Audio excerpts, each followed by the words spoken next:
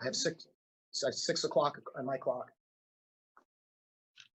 Yeah, I was waiting for Mr. Geeves to give us the go-ahead, but I guess it's okay. You are set to go. You are live, sir. All right, thank you. At the call of the meeting, September 1st, regular meeting of the Township Board of Meridian to order. And with that, we should do the Pledge of Allegiance, please. Pledge allegiance to the flag Flag of the United States of America and to the republic for which it stands, one nation, under God, indivisible, with liberty and justice for all. Liberty, justice for all. Thank you, everyone. And now we need a roll call from our clerk. Supervisor Stika, You're here. Clerk Dreyfus is present. Treasurer DeShane. You're on mute. He is muted. I saw his lips say present. Trustee Jackson. Present. Thank you. Trustee Jackson. Good. Is she present? She's in the attendees section. Director Thank you. Geddes, if you could move her over to panelist. Trustee Opsimer. Present. Trustee Sundland. She notified me that she's up north and family business, and would likely not be able to attend. Okay, we have an absence for Trustee Sundland. Trustee Wazinski. Present. We have 6 members accounted for with 1 absent. Thank you. Oh, there's Ms. Jackson on the right screen. Correct. Thank you.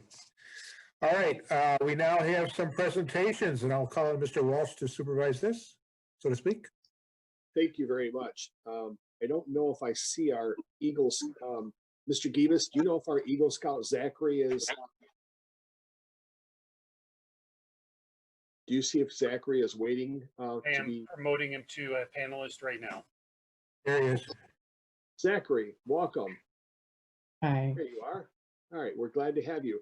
Could you please just introduce yourself to the Township Board and what you're hoping to accomplish here in Meridian Township? Thank you. Thank you for allowing me to introduce myself. My name is Zachary Seeloff. I have been in scouting since I was in 1st grade, and I am now a Life Scout working towards my Eagle. I am a sophomore at Okemos High School, and I want to do an Eagle project which helps Meridian Township. I had a couple of ideas, but I want to do something to enhance our trails. My main idea is to put a bike pump and maybe even a bike repair station near one of the bike trails.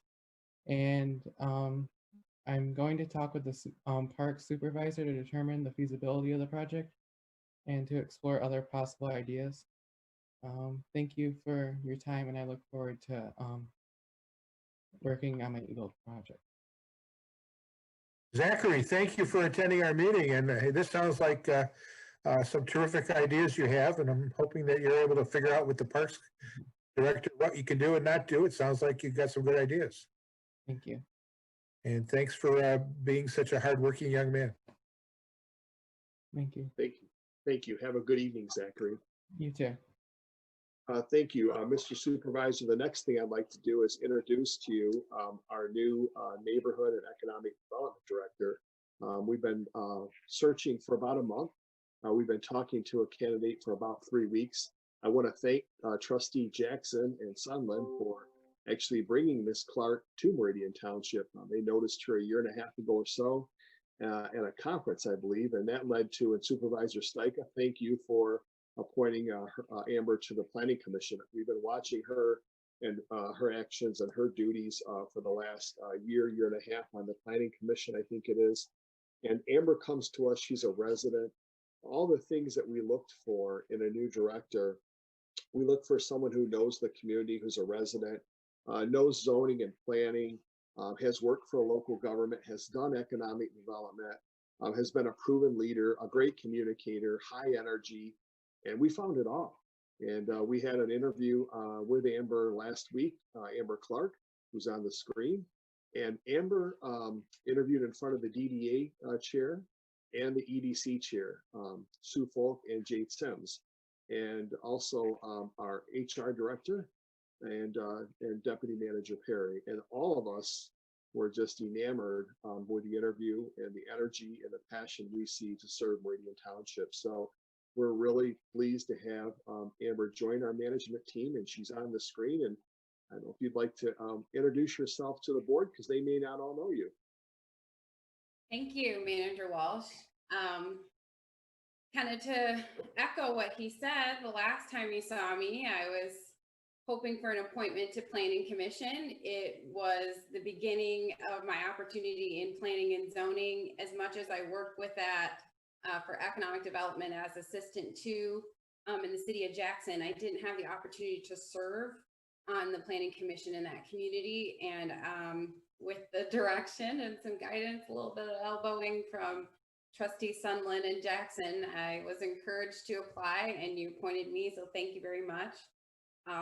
I jumped in wholeheartedly to Planning Commission to try to catch up on the acronyms, but also to understand what our community's vision was through the direction of this board, what the future development projects would be.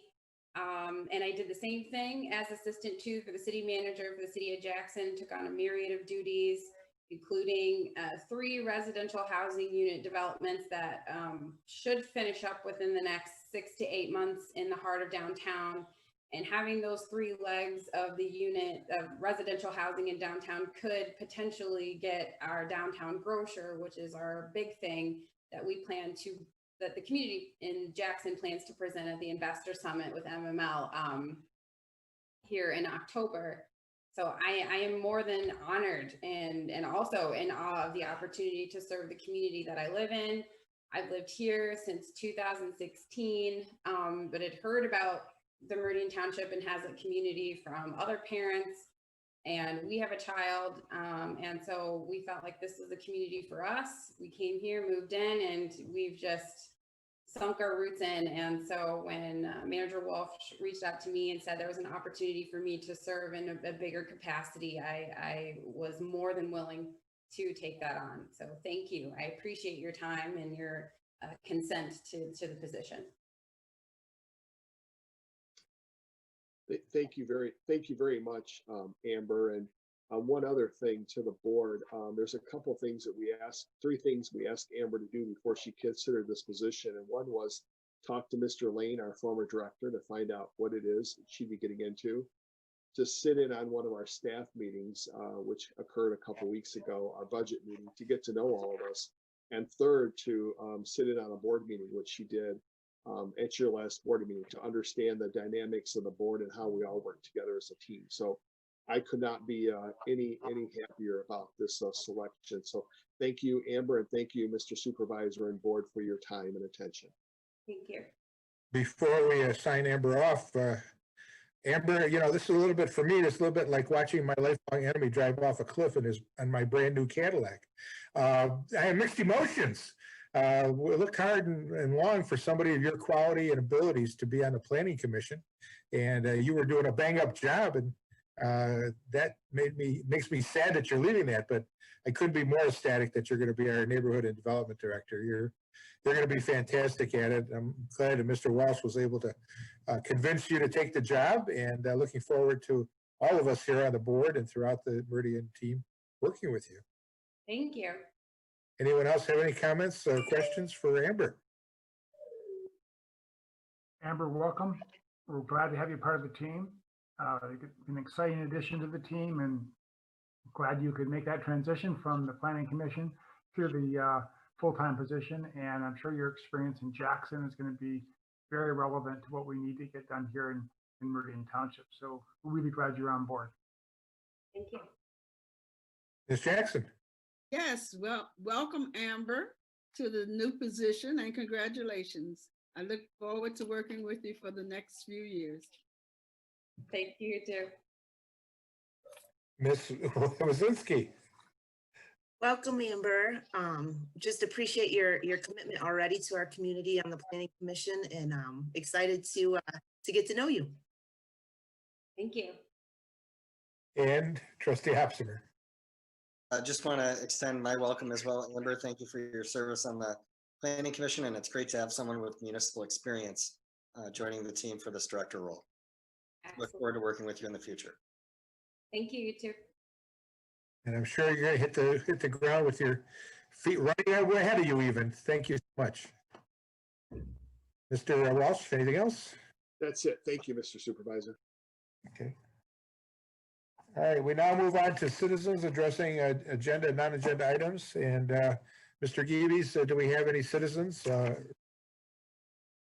We do have several people have already raised their hands. You have, and I believe there may have been a request for a special order for Mr. Bavona, Mr. Rorigan, and Mr. Skoll. Additionally, we should probably give out our telephone number, 517-349-1232, if there's people who are watching on home TV who wish to participate via telephone. One more time, it's 517-349-1232. And I'll promote whoever you see appropriate, sir. All right, well, first I want to remind everybody who wants to participate in this meeting through the public comment that you're limited to 3 minutes. You will be timed and we'll let you know just before and when your 3 minutes are up. We look forward to hearing from you and looking forward to what you have to say on the issues that we're all facing. And with that, if he's ready, I will call upon Mr. Joe Pavona. We'll start out with your name and your address. Thanks, Mr. Chairman. And as just mentioned, I'm Joe Pavona and I reside at 4726 Arapahoe Trail. I also serve as the president of the Indian Lakes Estates Homeowners Association. And my comments are concerning item 12B on tonight's agenda, the NDEF project. As many of the board trustees know, the Indian Lakes Estates Homeowners Association and its representatives have been following the development of the Hannah Farms area for many years, knowing it would one day reach our back door. Well, that day has now arrived. By being good stewards through those years, it was our hope and expectation that when we needed the support of our elected leaders, that they would be there for us. We do not come here today to oppose the NDEF project, but to seek solutions for long-term standing concerns about water management, natural features, and land preservation. We believe there are win-win solutions, as illustrated through the ideas brought forward by the board at recent meetings, that can deliver on both the development objectives for the site and meet township and neighborhood water as well as green space objectives. We recognize that all these ideas taken together may be swinging for the fences, that when examined individually, some of them have the potential to mitigate flooding issues and loss of valuable green space in one intervention. With each passing phase of the Hannah Farms development, prior township boards have accepted the applicant and landowner's word that future phases would provide green space and land preservation consistent with township zoning and master plans, even though the phase under consideration did not. Consequently, we've been left with dense student housing that possesses no appreciable green space. A quick glance at the township park and land preserve map illustrates just how underserved this area is. Developers and landowners deserve a fair shake, but so do the residents of the community. Therefore, as we approach the final phases of development, it is now time to work together to balance the scales. In a show of good faith, we have added an environmental engineering firm to our team that stands ready to work cooperatively on our behalf. Indian Lakes Estates is facing an existential problem because of mounting water issues and loss of green space. If some of the board's ideas were taken seriously and acted upon, it could lead to some good outcomes for all parties. In closing, I would again like to thank Mr. Klaus and the Ide Company, Mike Samuels and the NDEV Group, as well as Mark Kieselbach and the Planning Department staff. We are appreciative of our progress in some key areas and look forward to working cooperatively to bring the project to a successful conclusion. To simply hand this off to the County Drain Commissioner is kicking the can down the road, and our water problems will only become exponentially worse over time. Forward thinking must come into play now, and it is possible if we just have the will to do it. Thank you, and thank you, commissioners, for your time. Thank you, Mr. Pavona. Next, I'll call on Kevin Rorigan. Thank you. Can you, I think I unmuted. Can you hear me okay? Yes. Okay, thank you. My name's Kevin Rorigan, and I'm an attorney with the Loomis Law Firm at 124 West Allegan in Lansing, Michigan. And I represent the Indian Lakes Estates Homeowners Association. A client has just asked me to address the board tonight, just to reiterate the association's positions with regard to the ANDEV project. And as you just heard from our president, Mr. Pavona, I'm not going to reiterate all the precise points that he made, but do want to point out that the association is not against this project. We do think, my client does think that major improvements could be made and are needed to address their longstanding concerns about water management, about natural features, and about land preservation, as Mr. Pavona just pointed out and talked about. We're hopeful with the new considerations that the board may think about, that those are encouraging. And just want to reiterate that we are willing to work cooperatively with both the township and the applicant and developers to see a solution. As Mr. Pavona indicated, we've added an engineer to our staff to help in any way that they can. We want to work together with the township and with the applicant and developer, and we look forward to doing so. And so thank you, and appreciate to everyone, as Mr. Pavona said, and we appreciate the time and the opportunity to address you tonight. Thank you. Thank you. Now we'll call on Sean Lohman. Is Sean on? He is. Stand by, please, sir.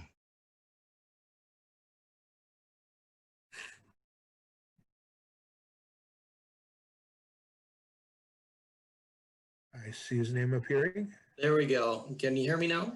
We can hear you now. Thank you very much for letting me speak this evening. Good evening, everyone. My name is Sean Lohman. I live at 4805 Arapahoe Trail. I'm the treasurer of the Indian Lakes Estates Homeowners Association. And I just want to follow up on Mr. Pavona's and Mr. Oregon's comments.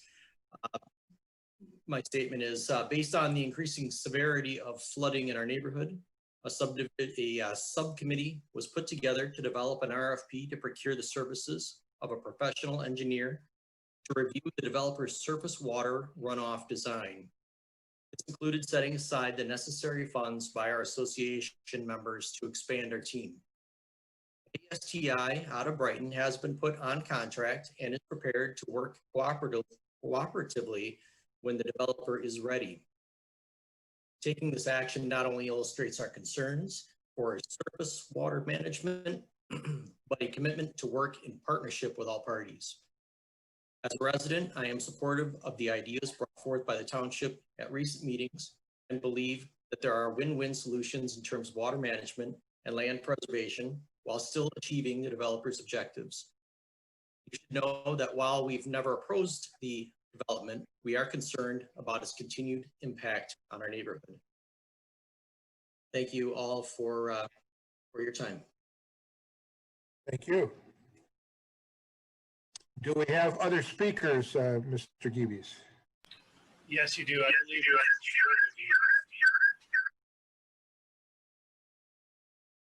Sorry? Mr. Skoll will be next. Thank you. Okay. David Skoll? Yes, thank you. Name and address, please. This is David Skoll. I'm a resident at 4845 Mohican Lane in the Indian Lakes Estates. My house and property abut the property that we're discussing tonight.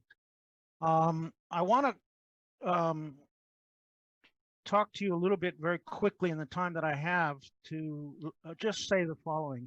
I'm not against the ANDEV project per se, but I think there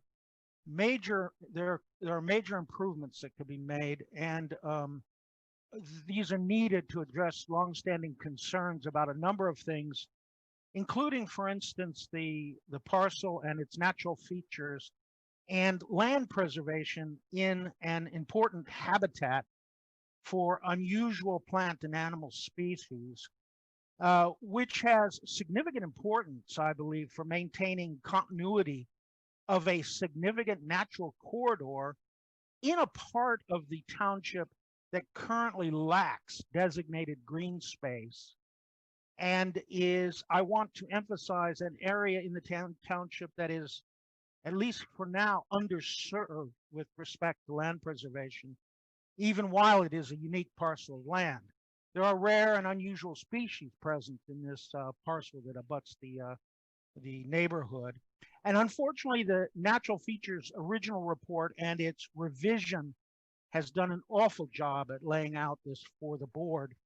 And that process has been a disservice, I think, to your planning process. I believe there are win-win solutions that can deliver on both the development objectives for the site and meet township and neighborhood water and green space objectives. I was terribly impressed with the forward-looking thinking presented by the board at the August 6th meeting, which combined reduced build-out footprint with land preservation in the larger context of the entire parcel under consideration. Although I feel I have many remaining concerns about this project, these ideas were significant advances, and I believe they should be considered seriously and thoroughly. They have the potential to mitigate flooding issues and loss of valuable green space in one intervention. I've been dismayed with the planning process until now. However, I was buoyed with renewed interest by the discussions on August 6th, and I sincerely hope that the board will continue to have those discussions and work with the developer to come up with new solutions to old problems in a way that benefits all stakeholders engaged in the process, including the neighbors in the Indian Lakes estate. So thank you for your time. Thank you. Do we have? We have many more people who are lined up in Zoom. And also, I'm going to be, there's 6 or 7 callers who are stacking up as well. We'll get to everyone as quickly as we can. But at this point, I'm going to transfer a caller in. Go ahead. Please state your name. Hello. Yep. As the callers come in, please state your name and your address, please. Okay, my name is Dr. Amy Simon, and I live at 4763 Mohegan Lane, and I've lived here for 4 years.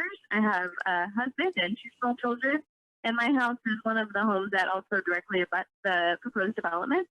And I have kind of a little bit of a different perspective. I'm not an engineer. I'm not a botanist or a zoologist. I can't speak exactly to, the unusual species, which I am sure exist.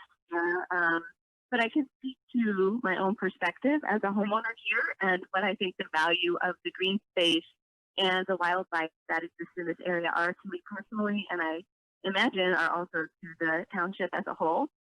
So when I look out my window, I have big picture windows, look at my backyard, I see my yard, and then I see these trees that are 40 feet tall. I see a huge open field and another huge range of trees around the same height. And these are beautiful. These are one of the major reasons that I decided to make my home to raise my family in Okemos and Meridian Township instead of Lansing or East Lansing or one of the other surrounding areas.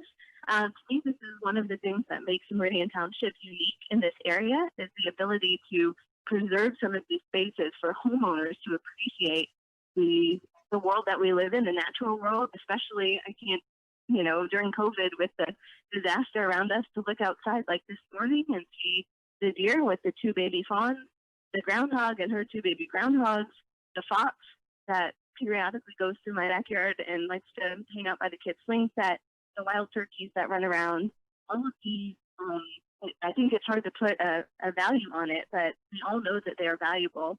I'm asking for 2 things.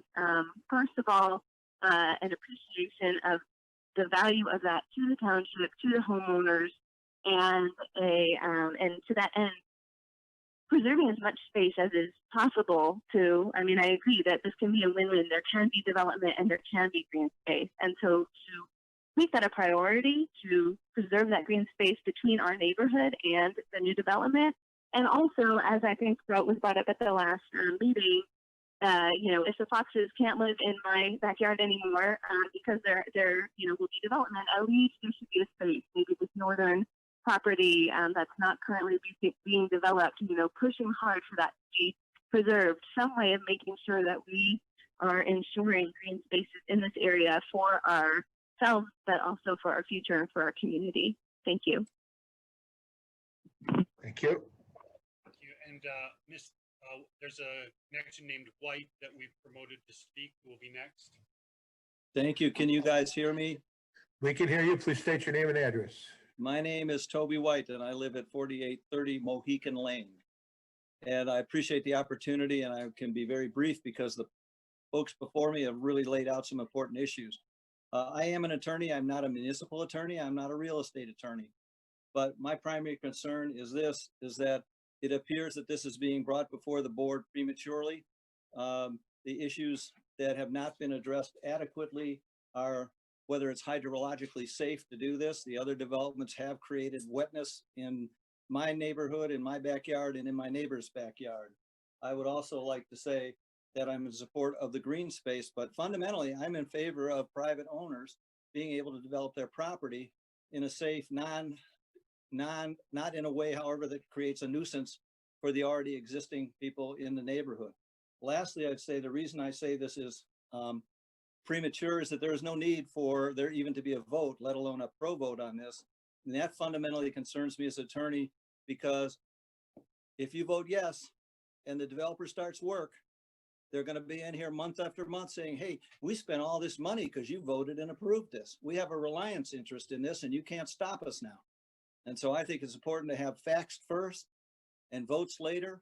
And this neighborhood is shelling out of their own personal pocket to get you not information to stop them, but information to do this thing in an ecological, hydrologically safe way. Thank you. Thank you. Next speaker, Mr. Geeves. We have a caller that I'm going to ask to lower her audio one more time, and then I'm going to ask her to state her name and address for the record. Who is it next? I don't know. Oh. Good job, honey. We didn't think you'd be for a Please while. state your name and address for the Mr. record. White, could you please? Hello, my name is Jane Sissel. I live at 4777 Mohican Lane. Our home abuts the proposed development. In fact, based on where our home is in this development, you might say we're going to have a 3-story building in our backyard, a 3-story building that operates as a 24-hour-a-day business, which means that between 6 p.m. and 8 a.m., we're likely to see 2 shift changes coming in and out of our backyard. I want to give credit to the insight and to the commitment of the trustees from the last meeting, providing a number of suggestions to help to try and make this a win-win for everyone, trying to find a way to make minor modifications to the project that would support the township goals of improved green space and neighborhood support, and really trying to take a holistic approach to this entire development, which is unique to this township board. It feels a bit to me like the developer hasn't afforded much respect to our township or to our elected officials. The proposal that's in front of the board is essentially the same as was presented a few weeks ago, albeit with nominal increases in the setback and completion of due diligence that was required from the very beginning. So I want to encourage our trustees to continue to strive for a win-win and call for many of your previous suggestions to be required to be implemented. Things I noticed, like, for example, the dumpster in the garage and the generator, I believe should be shifted away from areas that abut the residential neighborhood. Obviously, the developer knows that these are unsightly and they're problematic because on their landscape plan, you see they have an abundance of trees and plantings between those items in their buildings, but not much landscaping for the neighbors. We have very little landscaping between our home and this 3-story building. There's a great deal of landscaping more to the west, but there's not much between us and this 3-story building. I'd like to encourage the township to require as many trees as possible and then add more on top of that. Perhaps even line the street with evergreens. This also would help support the township goal of green space preservation. An awful lot of people are living in this area of Meridian Township. All the high density student housing, I just really believe it encourages to try and maintain as much green space as possible. And thank you for your time. Thank you. Next. Next, we're going to have Mr. Jack Baldwin. Hello, my name is Jack Baldwin. I'm here with my wife, Juanita. Hello. We live at 4716 Arapahoe Trail in the Indian Lakes Estates. And we strongly agree with the previous speakers about what's important for us as a neighborhood, but also for Meridian Township as a whole, and for the goals of the township, which are stated all over everywhere we read, the website and so forth. And so we were very pleased with the forward-thinking action from the board at the last meeting. We think it's very obvious that more green space is needed here, for the people in our neighborhood, but also for all those students stacked in the student apartments that have been jammed in there, and also for all the elderly people that you will want to have living in the senior center. You need green space. This is a very appropriate day to talk about the problem that also helps address, which is the water runoff, since it was pouring outside of our window just a second ago. Our house looks out onto Heron Creek and the wetland that abuts it, and that floods more and more frequently as time goes on, and it seems to be getting higher and higher. And we see the trees that have been growing out there for many years being very quickly killed off now. We just watch them. We sit out on our deck and we can occasionally hear a loud snap and look up and see a big tree fall over. And they're dying because they're inundated in water too much of the time now. And you look out there and you see many tree trunks where trees have died, rotted out, and snapped off 5 or 6 feet above the ground. So it's starting to look like the Superfund cleanup site is needed, and not just not a wetland anymore. And so we hope that the board will just follow up on where you do seem to be heading, of trying to stick to the ideals of the neighborhood, of the township, and have this be a very nice place to live and not just a urban mess. Thank you for your time. Thank you. Next. Followed by Jill Garnett, please. Ms. Garnett? Yes. You ready? Yes. Okay.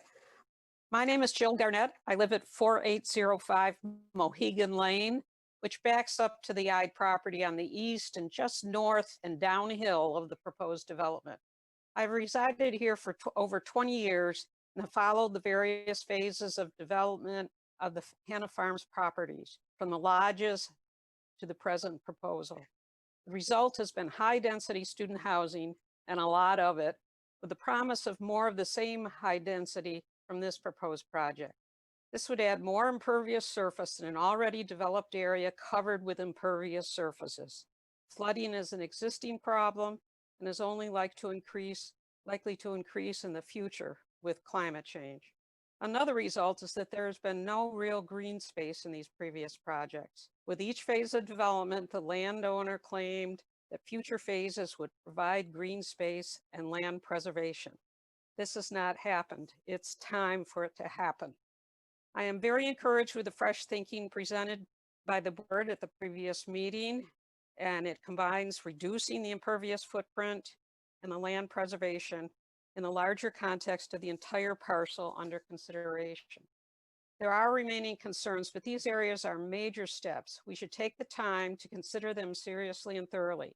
They could make a real difference in flooding issues and the loss of valuable green space. We are willing to work cooperatively. It's time to be accountable for the actions we take and the impact they'll have on the future of our community. In the interest of a livable space for ourselves and those who follow, it's important to take the time now to make this happen. Thank you for your consideration. Thank you. Next speaker, please. Bobby Bringy will be next, please. Hi, good evening. My name is Bobby Bringy, and I live at 4543 Comanche Drive in Indian Lakes Estates for about the last 5.5 years or so. I am around the corner from some of my neighbors who have spoken previously, but I just wanted to draw your collective attention to the critical importance of this beautiful piece of land. I'm talking about the natural features, just the diversity of the plants and the animals, and it's a very rare, it's a rare spot in what can seem a very crowded place. Within about 20 minutes of walking distance, one can actually take a walk into the woods, as I have done probably about 1,000 times in these last few years. And I have run into people from the students living on the other side, and it has always struck me that there's this little sliver of natural beauty and land that is so helpful not only to the people in the neighborhood here, but also to the students who live across. And I've had many wonderful interactions and a sense of community around this very, very beautiful natural setting. And everybody talks about the importance of these things, and it is just my urgent plea to all of you to please look at the whole project holistically and do whatever you can to maintain this much needed natural space and preserve land right in the midst of our beautiful neighborhood of Meridian Township. Thank you. Thank you. Another speaker? Okay, I did. We have a caller right now. Please state your name and address for the record. Hello, I'm Carol Chapman, and I live at 4825 Mohegan Lane, and I'm very concerned about the senior housing project that is being proposed. I really question whether the senior housing people that would be going in there would want to be living next door to students. I'm in my 80s, and I would not even consider living next door to students. Plus the fact I don't know that there's any convenience stores for the seniors to even go to. However, my major concern is water management, as many people have discussed here. I have seen an increase of the management of the water coming into our subdivision. I've lived here for 46 years, and I've noticed that we have had a definite increase. We see the falling trees in our yard. And of course, trees that are growing, they continue to absorb water. But now when they get to that point, they just fall over. And the last 2 years, we've had water in our basement.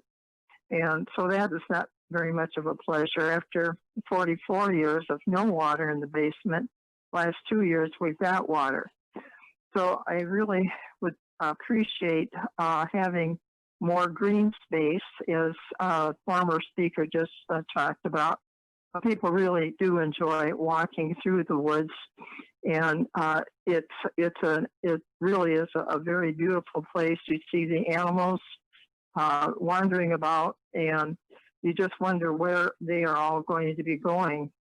And so the impervious surfaces that are continuing to increase with parking areas and buildings, the water has no place to go except to come over to my corner, which is right at the corner of Mohican and Tonopah Trail. And I happen to have the flood bank for the Red Cedar River. So if you could possibly require for the developers to have some kind of retention ponds, which we have been promised in the past, but somehow they never came about. Thank you. Thank you. Do we have another speaker? Followed by Mr. Samuels in the Zoom meeting. He will need to unmute though.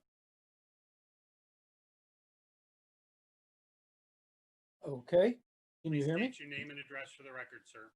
Sure, my name is Michael Samuels, and my address is 414 West Burr Oak Drive, Arlington Heights, Illinois, 60004.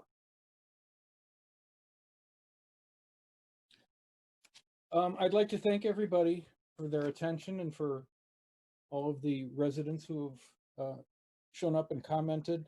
I thank you for your participation.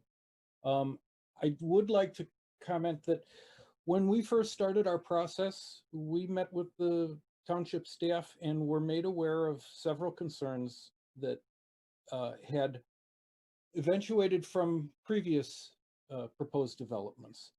The most stringent of which had to do with the cut through traffic.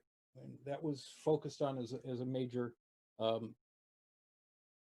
constraint for us, which we worked with that. We've worked with the staff and with the township to develop what we believe is a prime site for senior housing.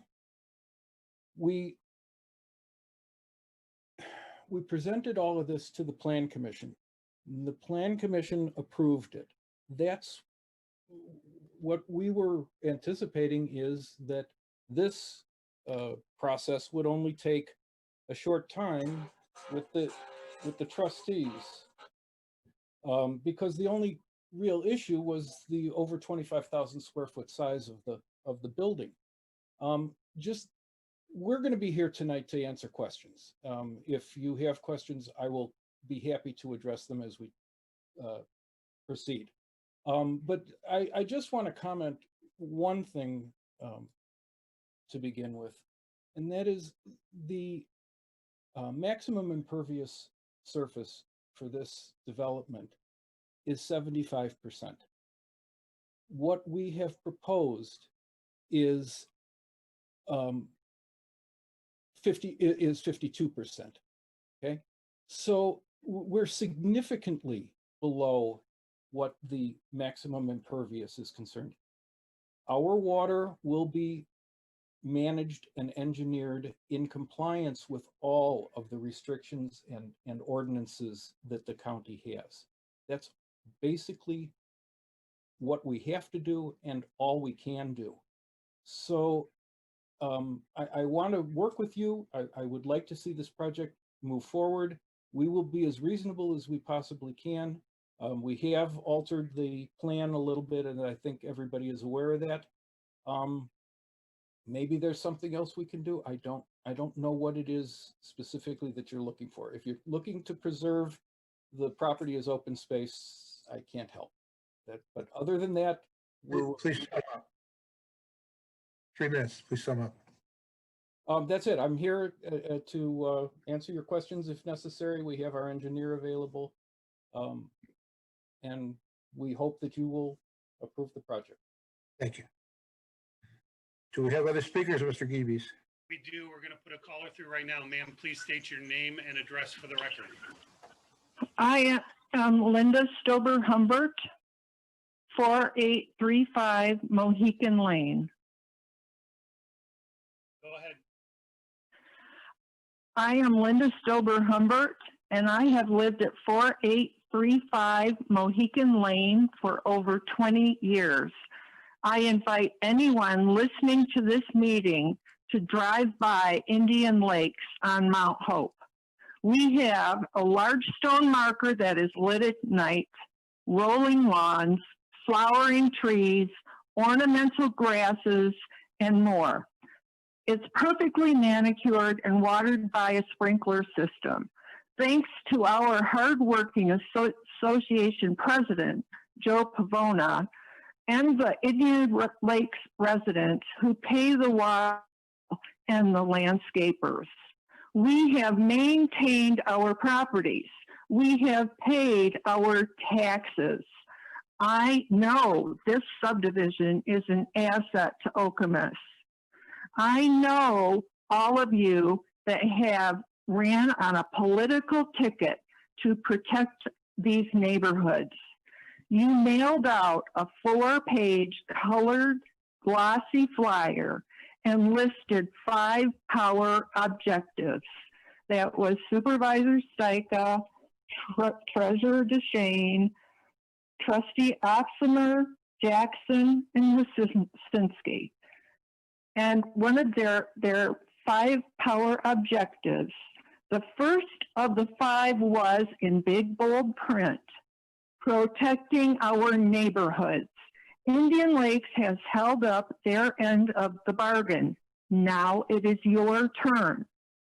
I share a property line with the Ides. The noise generated by the last 2 developments, which now houses thousands of students, is already substantial. We hear music, loudspeakers, car alarms, and fireworks. This current building plan that we're talking about tonight calls for you to completely strip the land of the wood forest and the pine forest.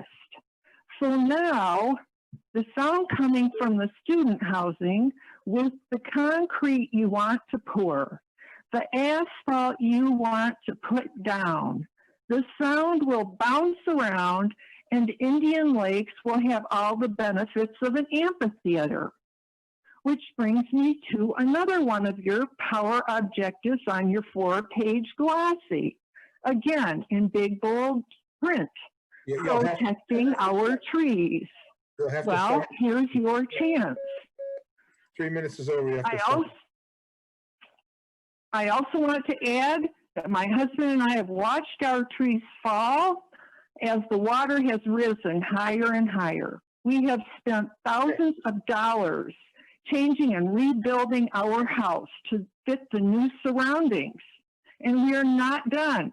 If you pass this project as is, your decisions will make money for developers who don't live here. Thank you for your comments. And cost us money, peace, and privacy. Thank you. We need the next speaker. The next speaker will be Mr. Joe Zimmerman in the Zoom meeting. Just to explain, in fairness, we have to keep everybody to the same time limit. Thank you. Go ahead, Mr. Zimmerman.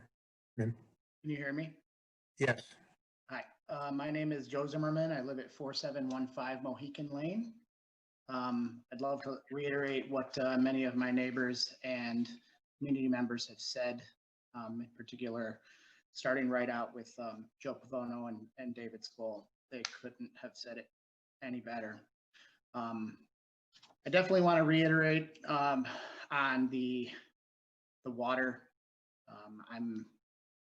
I've taken some drone footage and I've shared it with many of you. I don't know if you've had a chance to review it, but I think you should, just to see how bad this water level actually gets. I realize that Mr. Samuel says that they're doing everything possible to handle the water, but I don't necessarily trust that that's enough. Based on the current situation that we're in and seeing that it get worse year after year, I don't believe that our current restrictions are enough. And I just want to make sure that's understood. He's very adamant on making sure they're going to follow the minimum restrictions to whatever the letter of the law might be. But it's just, I just feel that may not be enough. Seeing the wildlife while I've lived here is amazing. We have a really special place here, and I thank you all for your time. Thank you, Mr. Zimmerman. Next will be Mr. Mark Klaus. Mr. Klaus? Good evening. My name is Mark Klaus, and I am joining the meeting this evening on behalf of the property owner, the George Ide Family LLC. I spoke with many of the board members and certainly many members of the Homeowners Association. Most recently would be Joe Pavono, and we had meetings with the late Jack Davis. We as property owners met with him on numerous occasions, and we were able to locate a senior housing developer that brought an outstanding project to the community. We had this plan of having senior housing at this particular location for over the last probably 12 to 13 years. We started this conversation in 2008 with the rezoning of the property to the west of the subject site. And this site had been discussed as senior housing throughout that time period. The road was extended across the drain for that purpose. The drainage was set up for development of this site, as well as the properties on the east side of the drain and the west side of the drain. All of the required detention ponds, contrary to what Ms. Carol Chapman had mentioned, have been developed. And in fact, there's more storm retention area available to the site than been utilized currently. We worked very closely with the Ingham County Drain Commission over the last 10 years on the development of this site and have improved the drainage significantly. For those who think differently, I would invite you to have that conversation with Pat Lindeman and walk through the work that has been done on that site. The township staff and engineering department understands that, as does the drain commissioner. I think we have tried to address every single one of the issues that the township board brought up last time. We have certainly addressed the planning commission's concerns and obtained their approval. The natural feature study was updated. The location of the drive and parking that is most adjacent to the homeowners was moved 15 additional feet away from them. I would remind you that it is already required only to be 50 feet, and I think we're 180 feet away. As Mr. Samuels pointed out, the proposed coverage is significantly less than what is allowed. And I think it's important to understand that these are people who will be, perhaps people who live in the Indian Lakes estates will someday, maybe not Carol, because she doesn't want to live near students, but will be available to live there. And I think this is a much needed project for our community. It's one that the township has tried to obtain over a number of years, and we've difficult. Your time is up.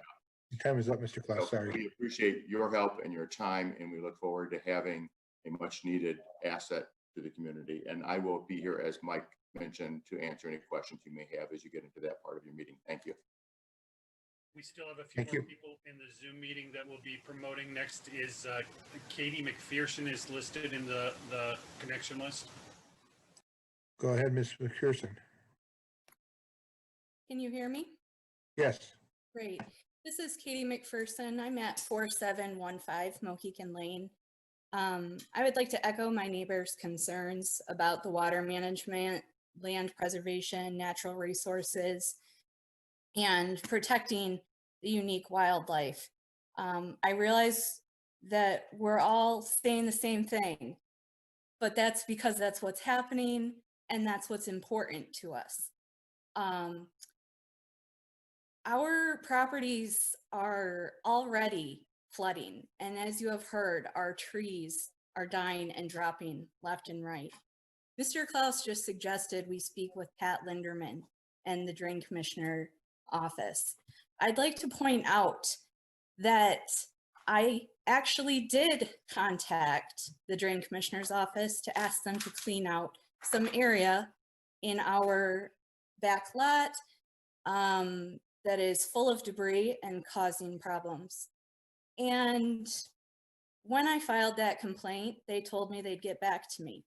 I did not hear back from them for 31 days, so I followed up.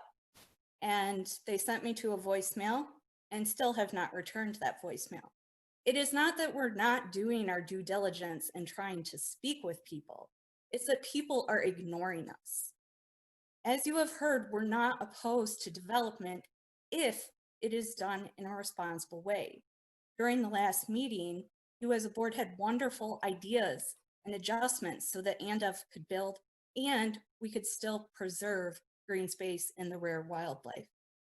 I especially loved your idea of the walking bridge over the Red Cedar. Meridian Township residents outside of Indian Lakes already enjoy this area. I have friends that ride their bikes a few miles to this neighborhood to enjoy the space and enjoy the beauty of this neighborhood. As you discuss this agenda item, I ask that you genuinely consider our comments and concerns and the impact that may come. Thank you for your time and this opportunity to speak. Thank you. Thanks, John. Stephen? Ms. McPherson is followed by Athena, please. What?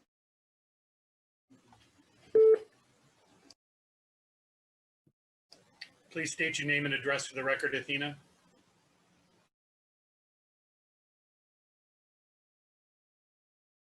I see Athena in the box, but I'm not hearing anything.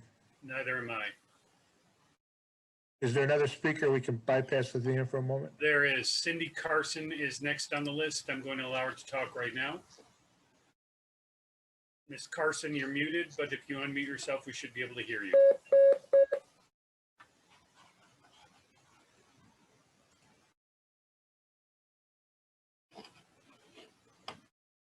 Ms. Carson, you're currently muted, it looks like.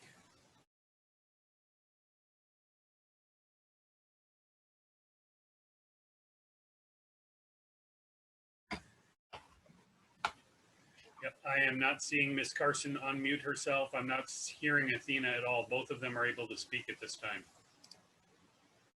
I don't hear either one either. And I see muted for Carson. That's and correct. Athena. Athena flashes on and off with muted. Anyone else?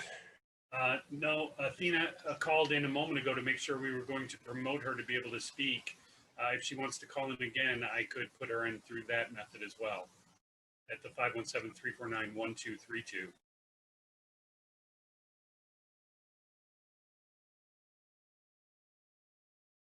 Well, we want to give everyone a chance under the law, but we don't also want to delay the meeting unnecessarily. Yeah.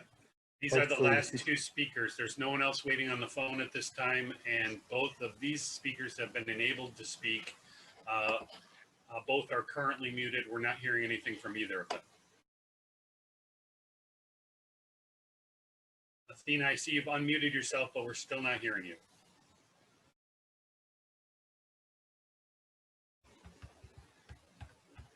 Right. I think we're going to have to do this some other way, please. Well, okay, we're going to move on to the township manager's report. And if you're able to figure it out, we will go back to them right after that. If to wait till the final comments at the end. Thank you, Mr. Supervisor and Board. I'll be, given your long meeting and agenda items tonight, I'll be very brief. I just want to congratulate Denise Green and our engineering department on her 40th year of service last week to the township. Police Chief Ken Plaga, who will have 25 years of service this weekend. And also to Tavis Milrow, our fire inspector, who was just appointed by the governor to the State Fire Safety Board. I have lots of updates on topics and projects and stuff, but I will forego this evening and I'll send out through an email. Thank you very much. Thank you.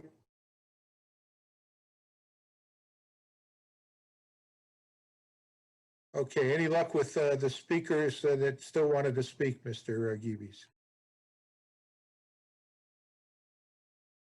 It does not appear so. Athena is again unmuted and able to speak. We're just not hearing her. And they tried the alternative of calling in? Neither have called back in. I know Athena did call a few minutes ago to make sure we were going to promote her. I see Cindy Carson has now unmuted. If she cares to speak her name and address for the record, we could start there as well. Not hearing from her. Maybe you should give out the phone number one more time and they can try. 517-349-1232. While that's happening, we'll go on to board member reports and activities and announcements. Thank you. Do any board members have any reports they want to make? Mr. DeShane. You're muted. Thank you very much, Supervisor Stecca. First off, I want to give a reminder to all residents that summer taxes are due Monday, September 14th. That's a week from this coming Monday. You can drop your taxes off at a drop box. You can pay them at our outdoor kiosk, or you can pay them inside Town Hall. You can also pay online. You can contact my office at 853-4140 for any assistance you may need, any of those ways of paying. You can also still mail in your payment, but if you're going to put it in the mail, please mail it no later than Saturday, the 6th of September. As we all know, mail has been very, it hasn't been as reliable lately as it has been in past years. So your payment has to be received by Monday the 14th. A postmark isn't enough. So if you're going to mail it, make sure you mail it by this Saturday. But again, you can drop it off in a 24-hour drop box or pay outside at our kiosk. In terms of board activities, I did attend on the 19th of August the Lansing Regional Chamber of Commerce East Lansing Meridian Business Roundtable with you, Supervisor Steichhoff. Very productive meeting. Brought them up to speed on what's all the exciting things going on in our township. On the 20th, I attended the Transportation Commission meeting. Also on the 20th, we had a ribbon cutting, which we haven't had any of those in the past 6 months. We did observe social distancing, and that was for Cannonball Pool Supplies on Grand River, right near Grand River and Dobie Road.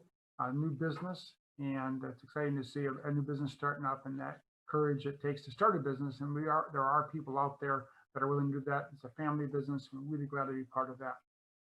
Last Thursday, the 27th, I attended the Election Commission meeting in which we approved the new locations for, really went back to the old locations at Hazlet Schools for the upcoming November 3rd election. That's my report. Thank you very much. Thank you. Other board members? Yes, Trustee Jackson. I would like to report that I too attended the Election Commission meeting on 8/27, not as a member, but as a public observer. And on the 26th, I attended the regularly scheduled Tri-County Regional Planning Commission meeting. That's it. Thank you. Thank you. Other board members? Yes, Clerk Dreyfus. At the Election Commission meeting that I chair, we passed several motions which basically approved temporary co-location of 2 precincts and also to move the AV counting board to the town hall room. All that's subject to changes if necessary. We're also having some healthy discussions. This is that concludes my Election Commission report. We're also having some healthy discussions internally along with the Ingham County Clerk's Office, as well as with some other clerks in the state of Michigan to review and determine if we want to have the county assist in the AV counting board. And so we're having those discussions now. We'll probably make a decision here very shortly. Thank you. Other board members? Okay, I will report that I attended, as was mentioned, the Chamber of Commerce meeting that they meet monthly with East Lansing and Meridian and others. And it was a very, very fruitful meeting. We got a lot of information, shared a lot of information. In addition, as was mentioned by our treasurer, the transportation met, but they met jointly with the Corridor Improvement Authority, which ended up short a person for a quorum, but we went ahead anyway with the transportation meeting part of it, and the Corridor Improvement Authority people got to share a lot of information with the transportation and vice versa. As a result of that joint meeting, a letter that was originally going to go just from the Corridor Improvement Authority to the state highway or state transportation department, talking about improvements that they're seeking along Grand River when they do some repaving in the near future. It became a joint letter with the transportation, adding a little modification to it, a little addition to it, and then it being signed jointly from both of our panels. So that's something that's very useful that came out of those meetings. That's the extent of my report for this meeting. One more chance for other board members, and then we'll give Mr. Geeby's one more chance to see if he's able to get Athena and Cindy on the line. Can you hear me? Ms. Wazinski, yes. Oh, can you- Actually, that is Athena who we're now hearing. Okay, go ahead, Athena. Okay. I just certainly want to underline agreement with what my neighbors have said. But the more I Can you think please about state it. your name and address for the record? Yes, I'm to interrupt. sorry. This is Athena McLean at 4738 Arapahoe Trail in the same development with everyone else in Indian Lakes. At any rate, I hadn't planned to speak tonight, and honestly, the more this goes on, as hopeful as it was last time, I can't permit myself to get too excited because I've come to the conclusion that we're dealing with two incommensurable sets of values and worldviews that will never the twain meet. But I am talking because another issue was brought to my attention by a neighbor, which comes straight out of the Lansing State Journal, page 4A, August 30th.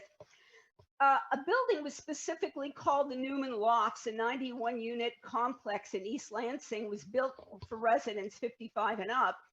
And the article says that it remains 75% empty.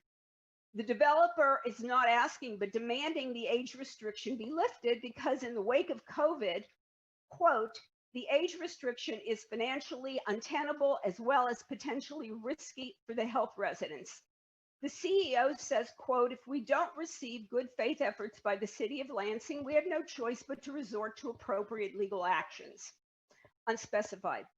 Following such precedent, the Meridian Township Board might be similarly put in a position to choose whether to be sued now if they refuse the project or later, if they don't relent to alternatives.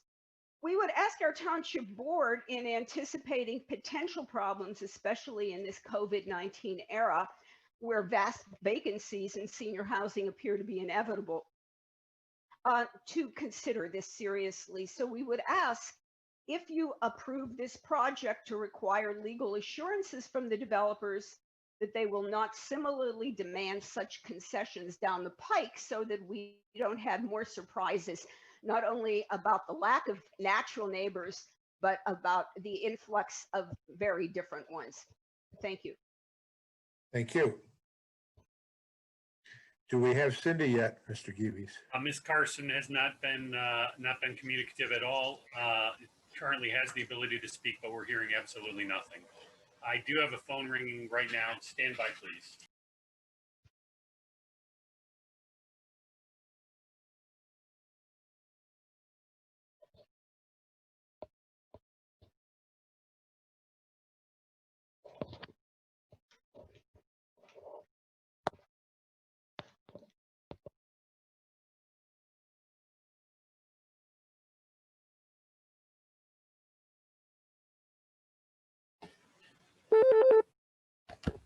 Please state your name and address for the record. You're going to need to turn down your speaker in the background, please. My name is Cindy Carson, and I live at 4714 Arapahoe Trail. Yeah, you've got feedback that is keeping us from hearing you, ma'am. Okay. I'm going to shut off my one phone, and I'm going to, oops, sorry.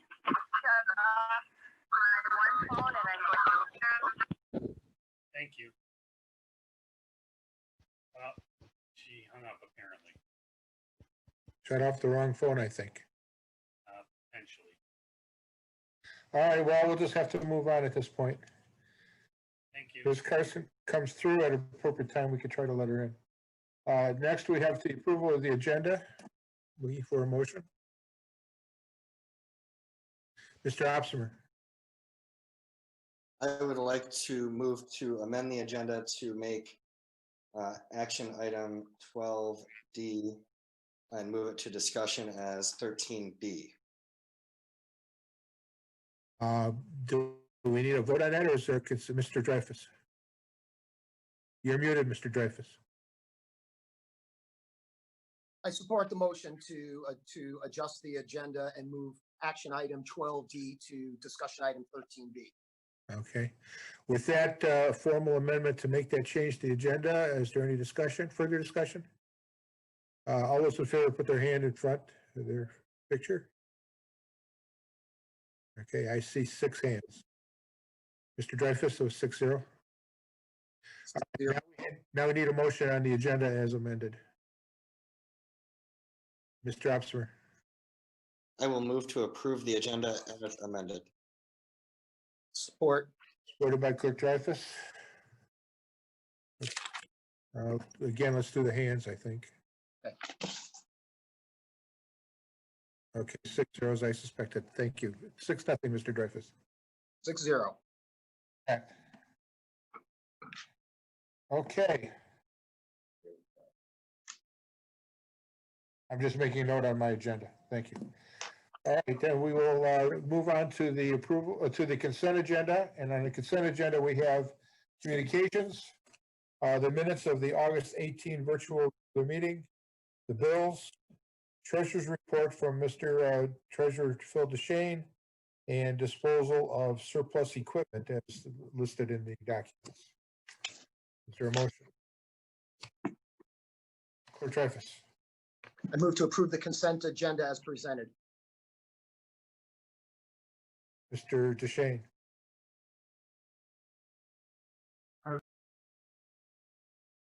Was that a second? I couldn't, you were muted. Yes, I second that motion.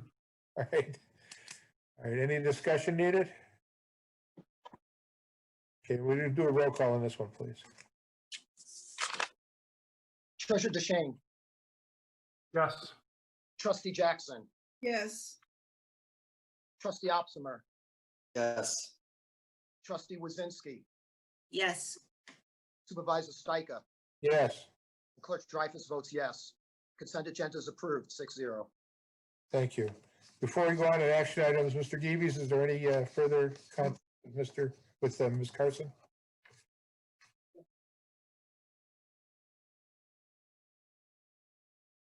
I guess now we don't have Mr. Geeves either. All right. Well, now the action items. First one, zoning number 20030, the planning from the Planning Commission, 5937 Potter Street, C1, Commercial 2, RN, which is a mixed residential classification for final adoption. Mr. Opser. I move to adopt the resolution approving rezoning number 20030 to rezone 0.1 acre located at 5937 Potter Street from C1 commercial to RN mixed residential for final adoption. Support. By Ms. Jackson. Any discussion, Mr. Opsimer?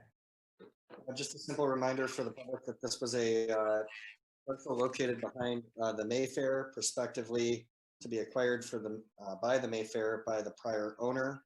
That owner has since sold it to someone who wants to rehab the property for its current use as single-family residential.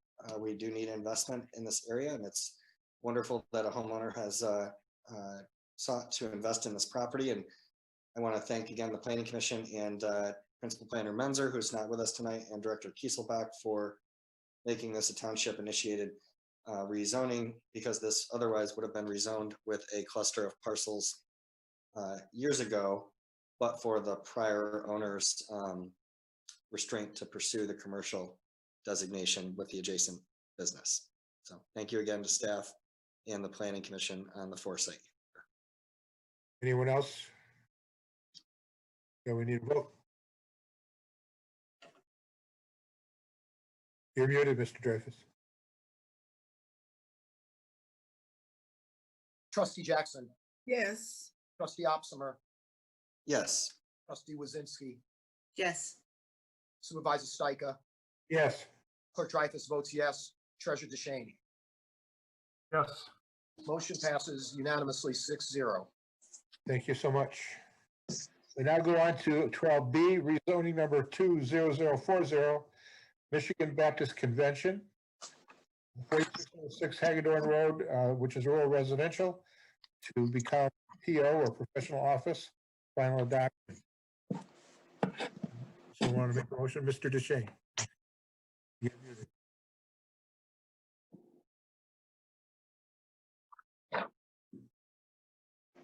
I move to adopt resolution approving rezoning number 20040 to rezone 4.99 acres located at 4606 Hagedorn Road from RR Rural Residential to PO Professional Office for final adoption. Support. Supported by Ms. Wazinski. Mr. DeShane, any comments? Yes, we have seen this before. It initially came to us as we pretty much saw or characterized as a student housing proposal paired with the rezoning. We discussed that, turned it down, but we did let the owners know that we thought rezoning was the appropriate thing away from RR to PO. This is the right thing to do. This is a pretty dense area. Hopefully it will be redeveloped. And PO is the appropriate zoning for this parcel. Other board members? Mr. Opsmer. I would just like to thank the Baptist Church who had previously brought us the PUD concept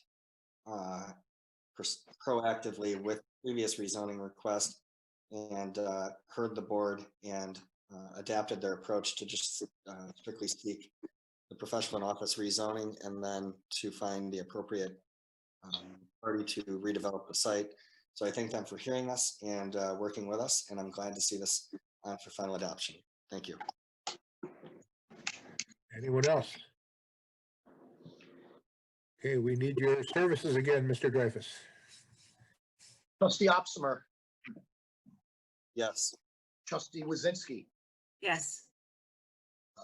Supervisor Stika, Yes. clerk Dreyfus votes yes, treasurer DeShane, Yes.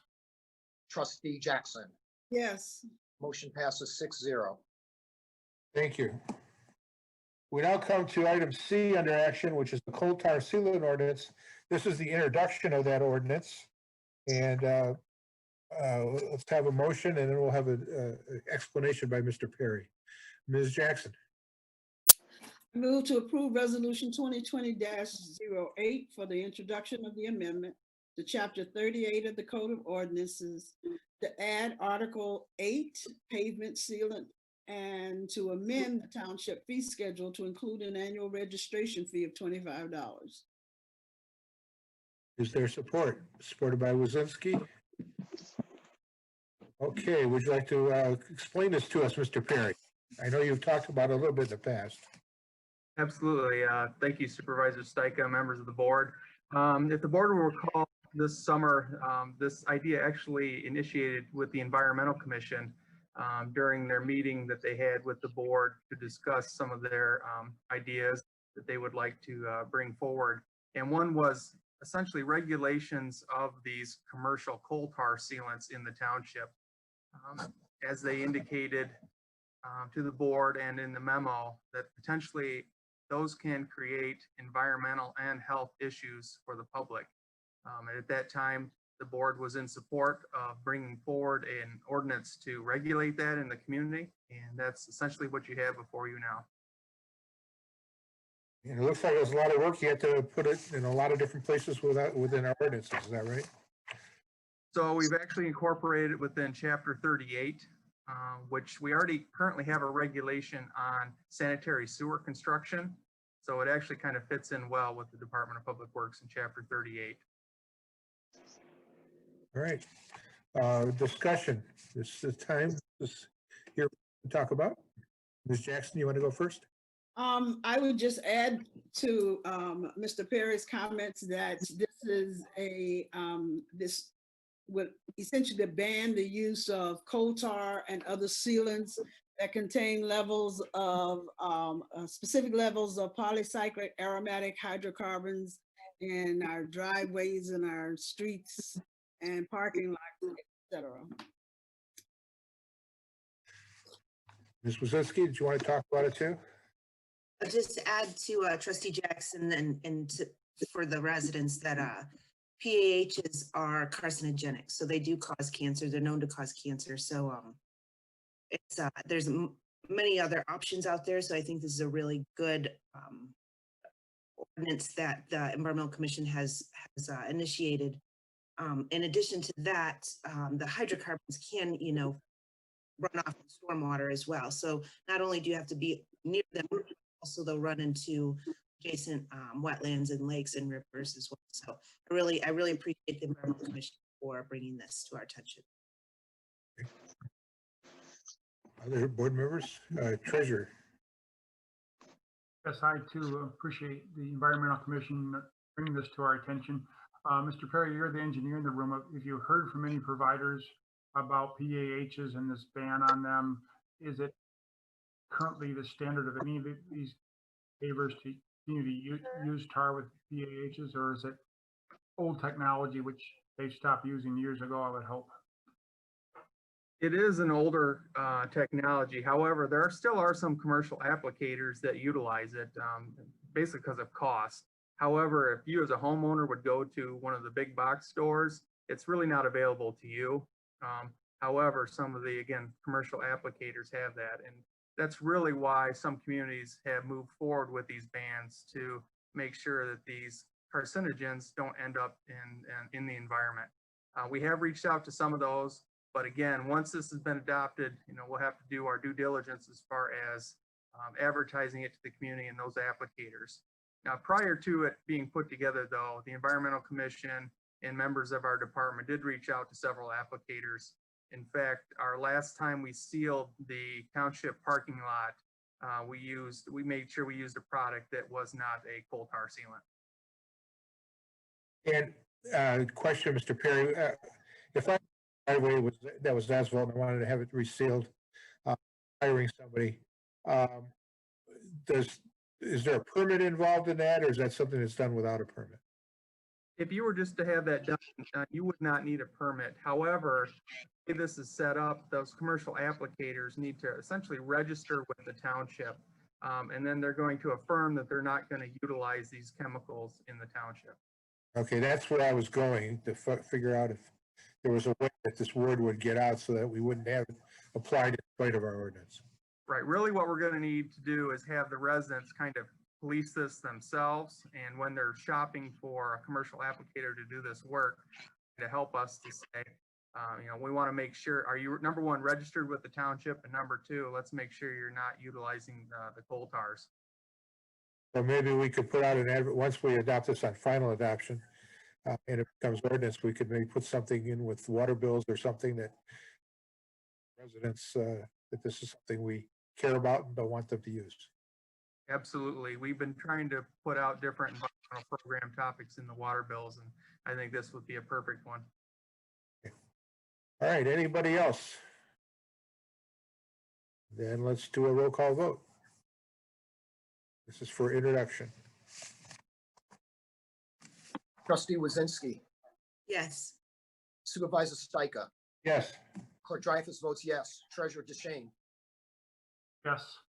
Trustee Jackson, Yes. and Trustee Opsimer. Yes. Motion passes 6-0.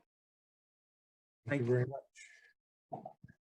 We're now going to move on to our discussion items. Before we do that, is Mr. Geevy's in there? Did we ever connect up with our one citizen?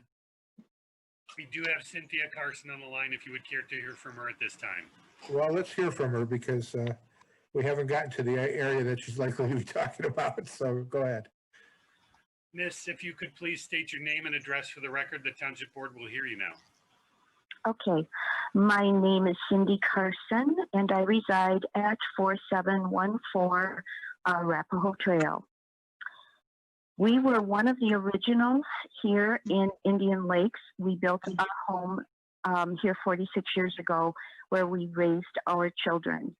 As you have already heard, we love our unique and beautiful neighborhood, and we want it preserved.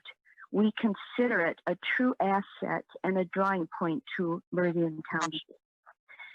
The Capstone project, we as a neighborhood were very concerned. We were reassured by the trustees that our many concerns would not come to fruition. However, that was not true, and many of our neighbors have already spoken to some of these issues, so I will not repeat them. There were many. We, of course, remain vigilant about a new development due to the past experience we've had. The flooding in our neighborhood has been severe. The trees in the narrows have fallen because the roots can't hold on with all the water that are around them. I can stand on my deck and hear trees splash in the water underneath them. Our neighborhood, one of our neighbors had a tree fall on her home while they were eating dinner in their dining room. We sincerely hope that you will listen to all of our concerns as homeowners. As a long-term homeowner here, I care deeply about this neighborhood and our homes and our history here. Hope you will listen with your hearts as homeowners and as people entrusted with the well-being of Meridian Township. Thank you. Thank you. And sorry we had so much trouble getting you on. Thank you. I have no more callers, and I'm sorry that. No, that's yeah, it's done. We closed the, except for those two people, we closed the remarks. Okay, I'm moving on to 13, which is board discussion items. And the first one is our contract amendment with Township Manager with regard to his outside employments. And I would like to preliminarily, before asking Mr. Walsh about his proposal, mention that he and I have discussed this. Under the current contract, I'm the one he notifies when he does various projects, and I can tell you he's very faithful at not only notifying me, but keeping me abreast of where things are and what days he's working on them, et cetera, even though he doesn't have to go that far. And I know that he does not spend any township time or energy on this. It's all his own time and energy. It's something he loves to do as he puts it, a hobby. And it makes some money, but he also donates a lot of that money back to township and township services, which has been a wonderful thing as well. So I am in support of his request, which is to change from 6 managerial searches per year as part of his outside projects to 10.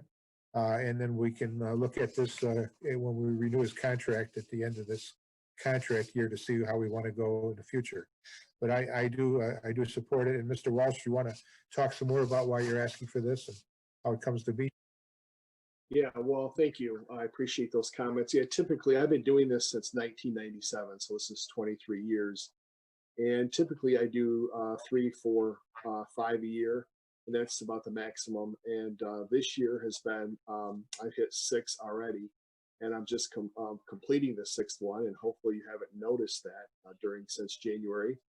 It's something I do on my own time on evenings and weekends, and I thoroughly enjoy it. I have people who help me, and I have my own office, my own phone, my own computer.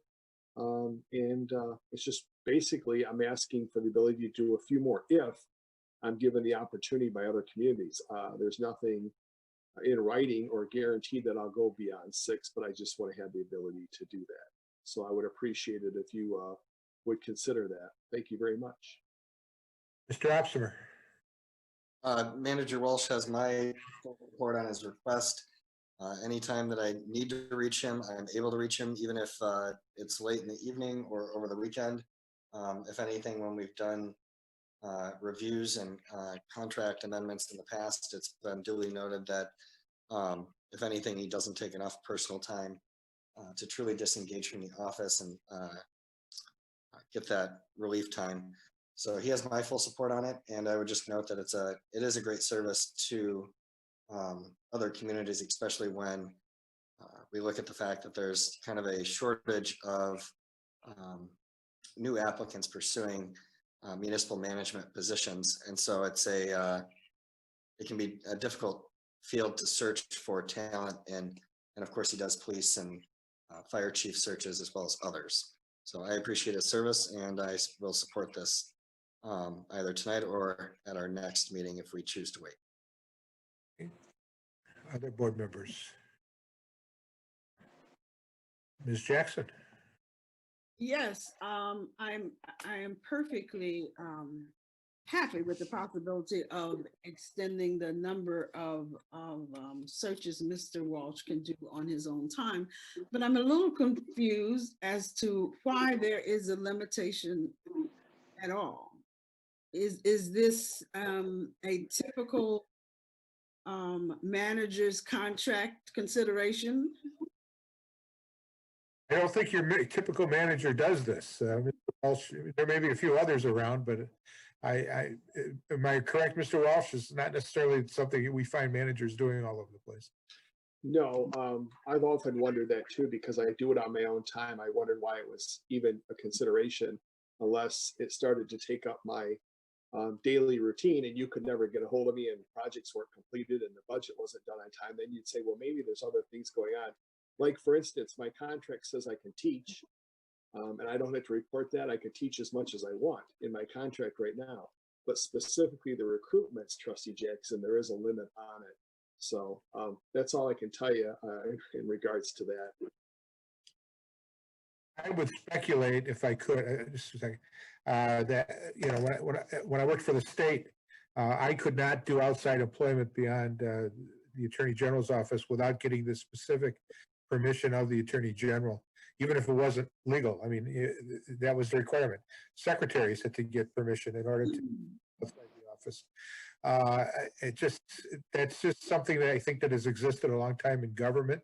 And however it came about with regard to Mr. Walsh's first contract, it was there. So it's been continued and the number has grown a little bit from, I think, 4 to 6. And now we're suggesting 10. And maybe, you know, when we look at the end of the year, maybe we'll do something different. But right now, that's the proposal. And I can tell you that as someone who talks to Mr. Walsh probably 4 times a day minimum on various issues, it can be, as Mr. Opsimer said, any day, anytime. Late evenings, weekends, and sometimes he's up something in terms of one of his searches, and he still talks to me about whatever it is I'm calling about. So it has not been any hindrance that I've seen. Other board members. Oh, Jackson, you still have the floor. Sorry. No, I would just add that I have had similar experiences with getting in touch with Mr. Walsh. I've never had a problem with doing that. And I certainly will support increasing the number of searches from 6 to 10.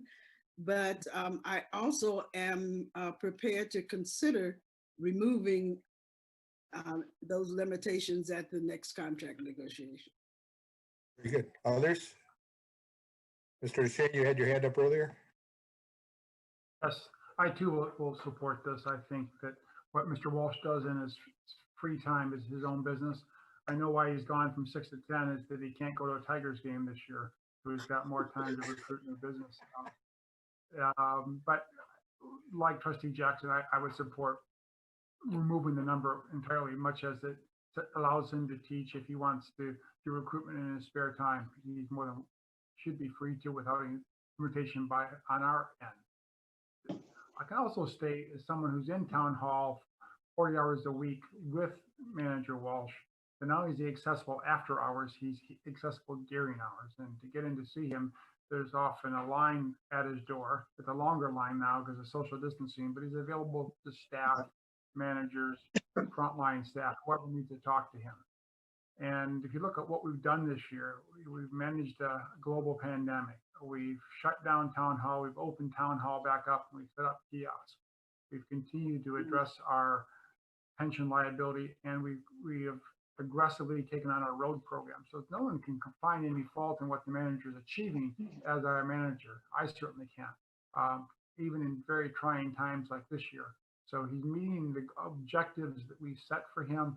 We'll evaluate him formally in 4 months, but 2/3 of the way through the year, we're doing very well as a township in very trying times. So either in his own time or during hours, he's available, he's responsive, he's doing the job we hired him for. There's no reason for us to limit the number of searches he does on his own time. Those are my comments. Mr. Drive. No, you're fine.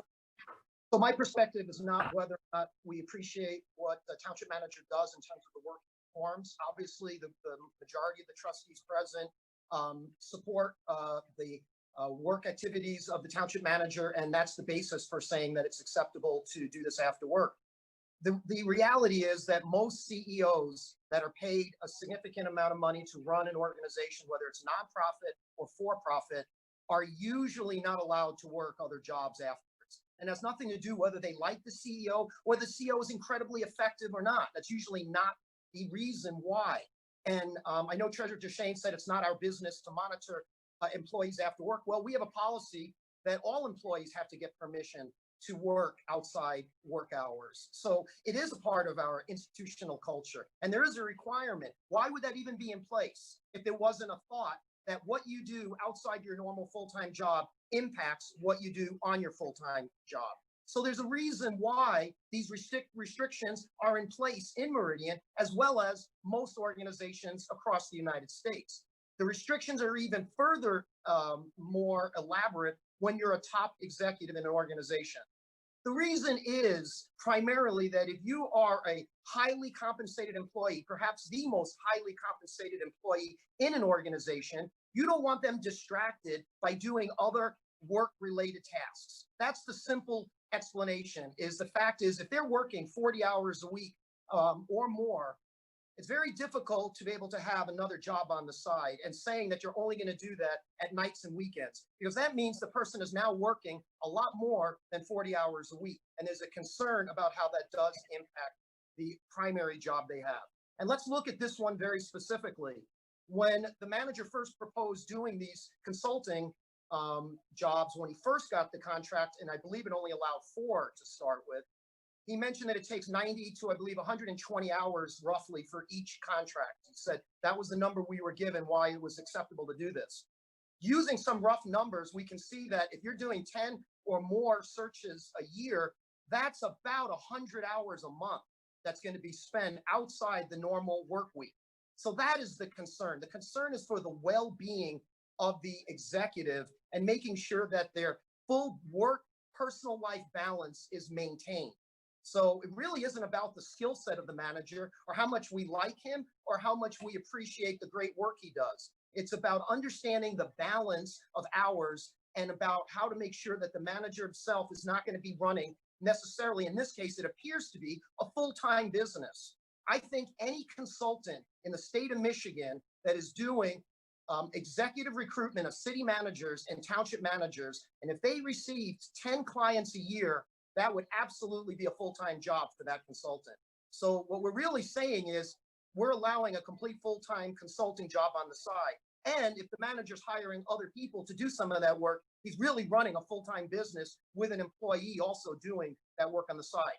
I'm not criticizing any aspect of this. What I'm saying is, as a citizen said earlier about another issue, it's about a philosophy and about how we see things, not necessarily about what's right or wrong. It's about a philosophy and about interpretations of facts and trying to come up with something that balances different worldviews. So I appreciate the work that that Manager Walsh brings in many different situations. It's not about that. It's about a balance and about a reason why we have these permissions in place and why we don't simply say you can do unlimited amounts of searches. Theoretically, you can hire a team of 4 or 6 people and be the largest consulting person in the entire state. And so again, maybe that's acceptable. You can have the township manager run a large consulting firm also. I mean, that may be the philosophy the township board wants to engage in. I just think it's worthy that these facts also be brought into the mix of what we're talking about. Thank you. Thank you. Ms. Wazowski. I would, you can hear me, right? Yeah. I would concur with the exceptional work product of our manager. And I think that does play an important role in this decision. If there was a reason why, extracurricular activities were affecting his job performance, I think that'd be something we would need to consider. But quite honestly, I wouldn't be here today if I couldn't work 2 jobs. So I think it's really important to consider that, that is something that, he loves to do. He does a really good job at it. I also show that I commend the fact that he's not only got commitment to our community, but he has commitment to other communities as well. He wants to see everybody thrive and strive, and especially in today. So I would also support, certainly support the limit of 10, but I would also support the no limit as well. So thank you. Mr. Opsmer. Manager Walsh, can you clarify? My recollection was the last time we had this discussion at the end of last year or the beginning of this year was that it was about 10 or 12 hours per search. Is that? Yeah, it's actually, it's about, I spend between, sometimes if I'm really busy, I could spend 15 hours a week doing this. If I'm averaging 1 or 2 searches at a time, it's about 10 hours a week. It's about 3 nights a week, about 2 hours, and then Sunday evenings, 4 or 5 hours as well. And I do have people who help me out with them across the state. So it's really been very manageable. I've actually managed 3 at once. And yeah, sometimes it takes a little more time in the evening, but it's been very, I've been able to manage it really well, manage my fitness and manage my work. And, you know, it's no different than I could own a lot of properties. I could be managing a bunch of properties on the side and then try to work full time like others do. I could teach 3 or 4 nights a week. I could be a real estate agent on the side. There's a lot of things you can do on the side, property management, all those sort of things. I could golf 4 nights a week. I could belong to 4 golf leagues. Who would say anything? I'd be a boater. I'd be a go away every weekend and be out of touch with the community and have a slip in Manistee and go boating every weekend.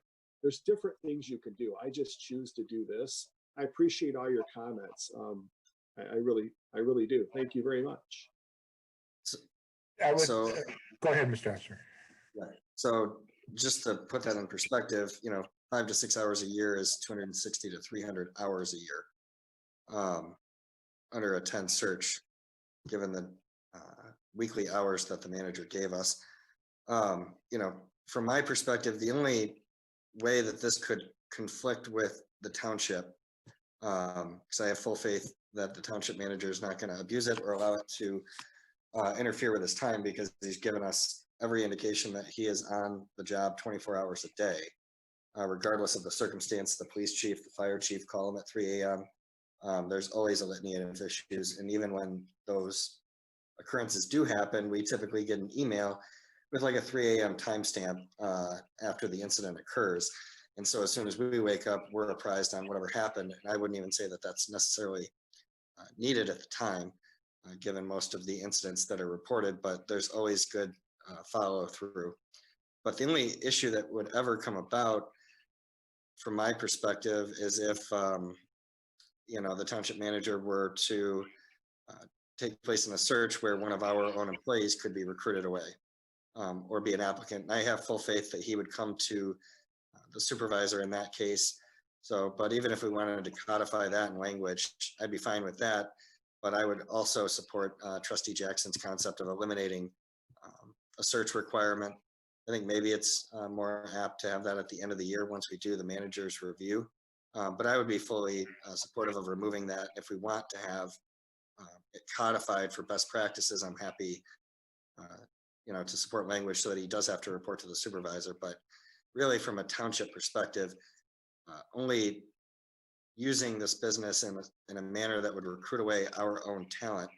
Obviously, Derek Perry, I'm surprised that other communities have not come in contact with him.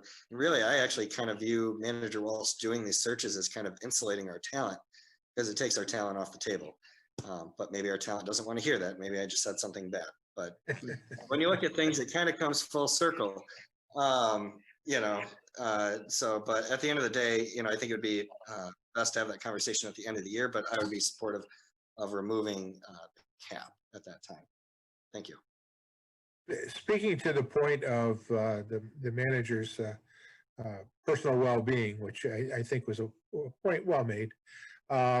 Manager Walsh, would you describe how you look? I mean, you referred this to me many times as your hobby, and we all have different ways that we relax and get the job off our mind.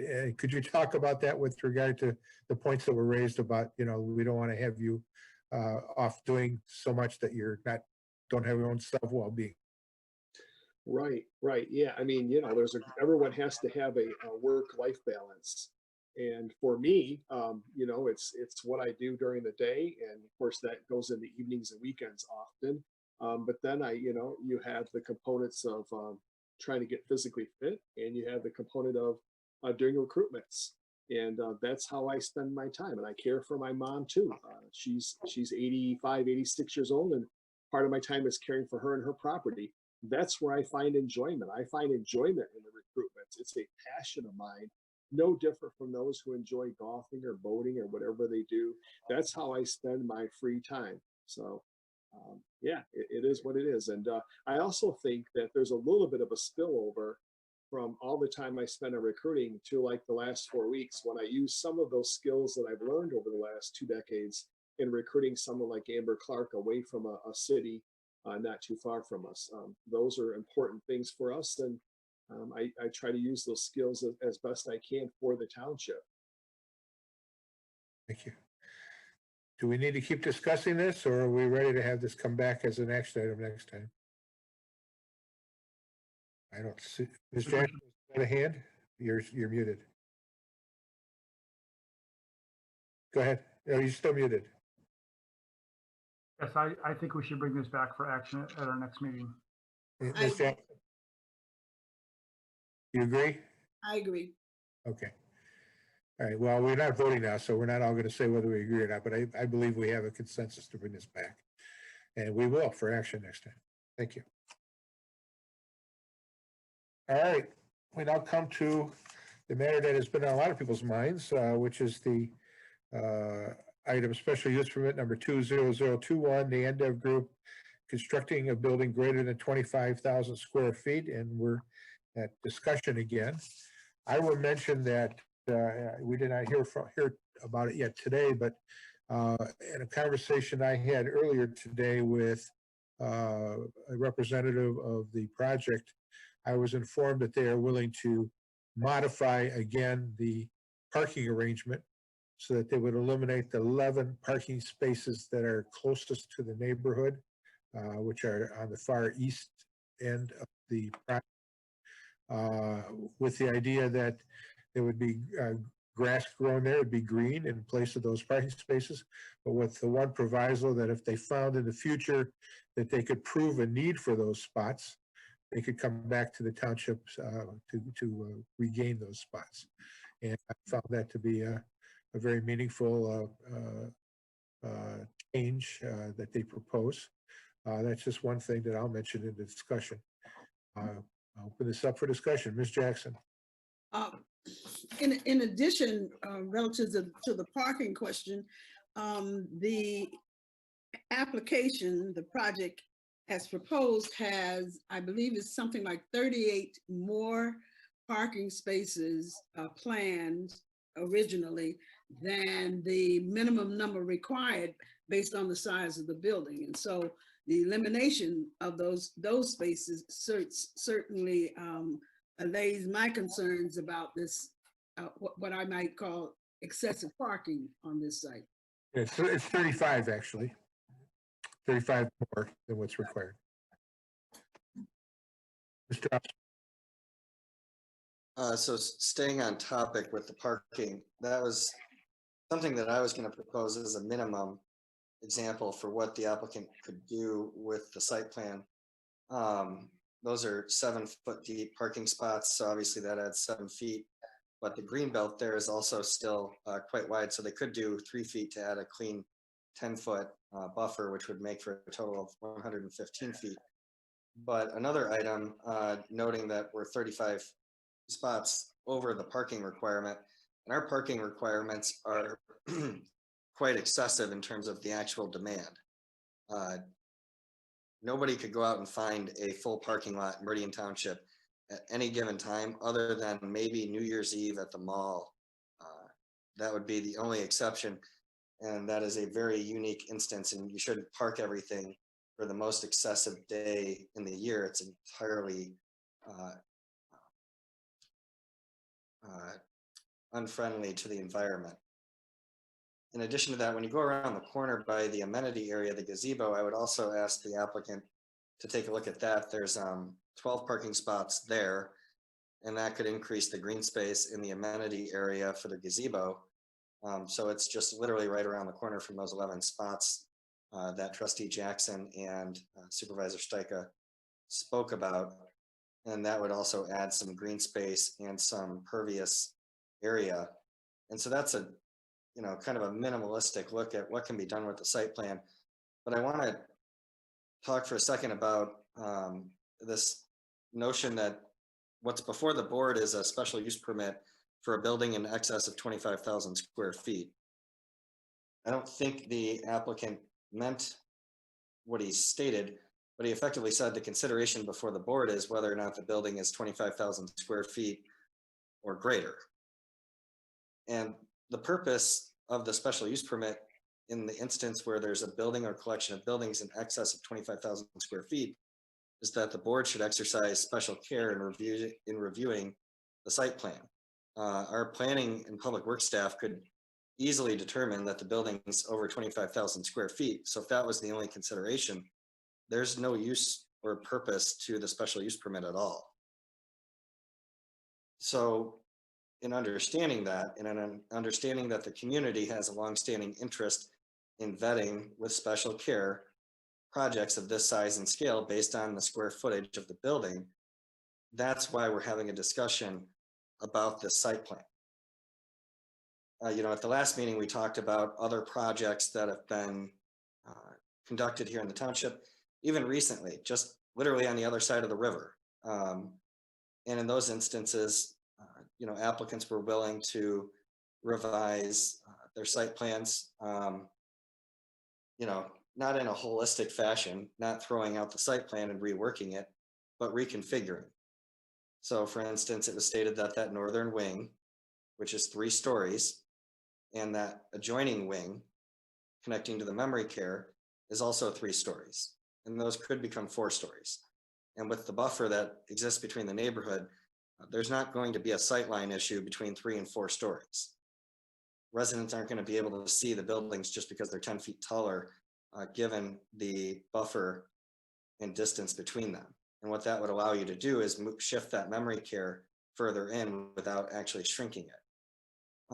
You know, this is I understand and appreciate that the applicant has gone through the process with our staff and with the planning, and they've spent and invested money in the site plans. You know, the project that I'm referencing on the other side of the river that was able to change their entire concept from going to 3 or 4 stories is just a simple apartment building. The margins on a simple apartment building are not the same as the margins of revenue in the memory care and assisted living and independent living business. And it does not take an excessive amount for KEBS to rework the site plan a little bit, so long as they're not throwing it out. So I think we need to have a little bit more understanding between the 2 parties about what is the purview of the board and why there is a special use permit.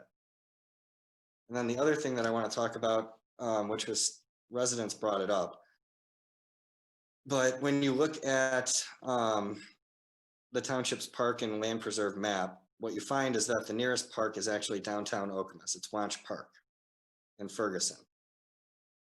So literally, there is a void of park and land preserve facilities anywhere near here. And it's unique to any other commercial area in the township, with the exception of Jolly and Okemos Road. The nearest preserve to this area would be south of Mount Hope Road. And it would have no real use to the residents here. You know, when we talk about a walkable community, what we need is walkability to parks and preserves, which we have in nearly every other area. In the mall area where residents live in the new mixed use developments, we have Central Park, we have the Historic Village, and we have Nancy Moore Park, our biggest centralized park system in the township. Adjacent to downtown Hazlet, we have a preserve and Hillbrook Park. Adjacent to the Marsh Road and Lake Lansing area, we have Ingham County or Lake Lansing Park South, which is the county's park. Adjacent to the Carriage Hills area at Lake Lansing and Hagedorn, we have the Tower Preserve. So literally any other commercial area has immediately adjacent park and land preserve in or around it. And that's what makes this area unique. And that's why a public amenity would really be an ideal situation, not just for the residents that live in Indian Lakes, who we heard from, but for the residents that live in the lodges, in Hannah Lofts. You know, a short time ago, there was no one that lived over here. It was predominantly professional and office, private clubs, and of course the commercial space at the Hannah Plaza. But today we have hundreds of residents that live in walking proximity, and there is no public land. And so we had a discussion about what is trespassing and if trespassing is going to be enforced. And, you know, the residents at Andover themselves would perhaps use some parkland or some preserved land adjacent to this. There's going to be folks, that's why all the parking is being proposed. That's not going to be used exclusively for the staff and providers. There are going to be spouses who live in this facility because their spouse needs the services. They may not. There's going to be spouses and couples that are still completely mobile and would want to go out and use the trail system. And if you look at Google Earth, you know, that land further up in the north, and you look at it relative to Google Earth and where the trails are largely on the undevelopable areas anyway. So the land that would be ideal to donate would be in the 100-year floodplain, the conservation area that's already deed restricted for conservation, but is a private land as it sits today. And those lands are really where the trails are, with the lone exception of, you know, needing some kind of area off of the street stub, which is just south of the 100-year floodplain line. So, you know, we really could create a win-win in this environment where the applicant or the property owner for that matter wouldn't have to give up any land that is upland and developable, and we could still get, even on a minimum basis of working together, parkland that would be contiguous east to west. And just next year, to give you an idea of what we can do with that parkland or land preserve along the Red Cedar, just next year behind the MSU Music Clinic off of Hagedorn, we're going to have a trail shoot straight back off of Hagedorn at the Shaw intersection. And we're going to build a bridge, a pedestrian bridge over the Red Cedar. So building a bridge over the Red Cedar is not some incomprehensible objective. It's going to happen next year.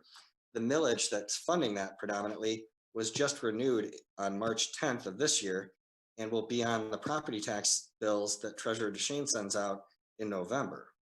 And so we're going to have 6 more years of revenue when the vast majority of projects have already been funded and are done.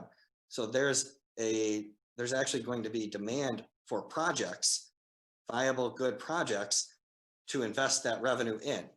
So it's very plausible that if the land to the north along Red Cedar were to be public land, that we could have a pedestrian connectivity there. And the property owner in question here also owns property to the north of the river. So there's a real opportunity for collaboration from the township, the township's part, and of the applicant's part, and the property owner, the IDE company's part, where we could make a real win-win here to address some of the water management issues and pedestrian connectivity, and preserve a little bit of open space that's going to be preserved regardless. We don't allow things to be built in the 100-year floodplain any longer.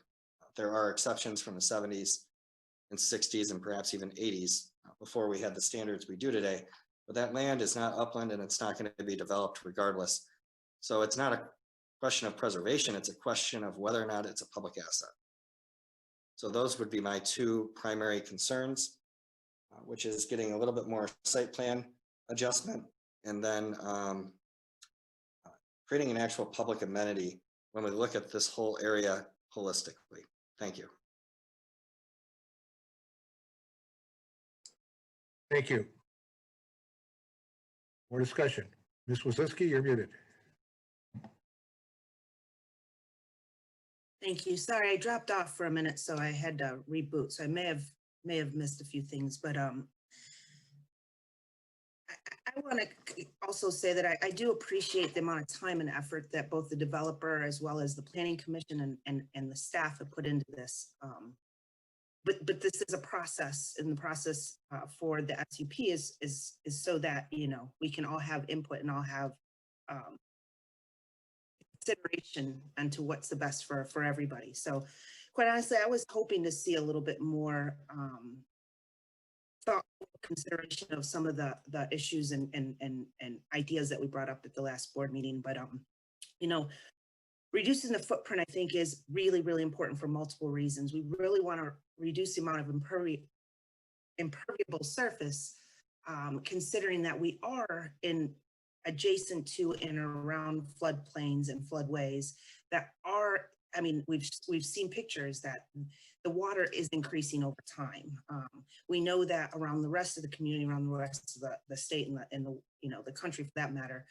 So I think it is really important to think about that long term. How can we really increase permeable surfaces while keeping in mind that, you know, we do want to encourage developers to provide services to our community. We also want to consider that increase in buffer to the residents. I mean, they have an investment themselves, and it's really important that we consider how can we work together to you know, give thoughtfulness to their investment. I mean, we had one resident say she's been there 45 years, and things change over time. And I think, you know, we can really look at this as a, you know, I guess not a compromise, but something that we can come together where both parties can win. So I really, you know, reducing the footprint, not just necessarily of the building per se, but of the parking that was brought up as well. You know, I would certainly not be opposed to, you know, moving up one story to reduce the building footprint, which would then allow us to reduce the overall footprint. But I would support, you know, at a minimum, removing or reducing the parking spaces to the required amount as opposed to increased amount. And I think, you know, I think Trustee Optimer talked about on it would be parking areas 7, 6, and 11 on that east building. I mean, that would increase our buffer in our permeable surface closest to that neighborhood. Another thing to, you know, to consider was, you know, we brought up, I appreciate that the natural features assessment was updated. That's really helpful because in there, it gave a lot of input on, you know, the flora and fauna that we have that is really unique to this area. But we brought up specifically protecting trees in the area. You know, it mentions in there, there's 648 total trees. And this proposed development would clear cut 120 of those trees. Of those trees, 17 were greater than 30 inches, which are considered significant and or need special protection. I think it'd be great if we could identify those trees and try to work around them. 120 out of 648 is almost 20% of the trees on the site. Trees not only, you know, are beautiful but they also uptake water. So that could also contribute to reducing the flooding in that area. So I talked a little bit about the natural features study. In there, they also indicate that we, you know, need to be conscious of the stormwater, how the stormwater is going to be treated, and if in fact that's going to flow into those adjacent wetlands. I think that, you know, hoping that the developer will work really closely with the drain commissioner, but also think about some of those other secondary effects of stormwater into those adjacent wetlands. Talk a little bit about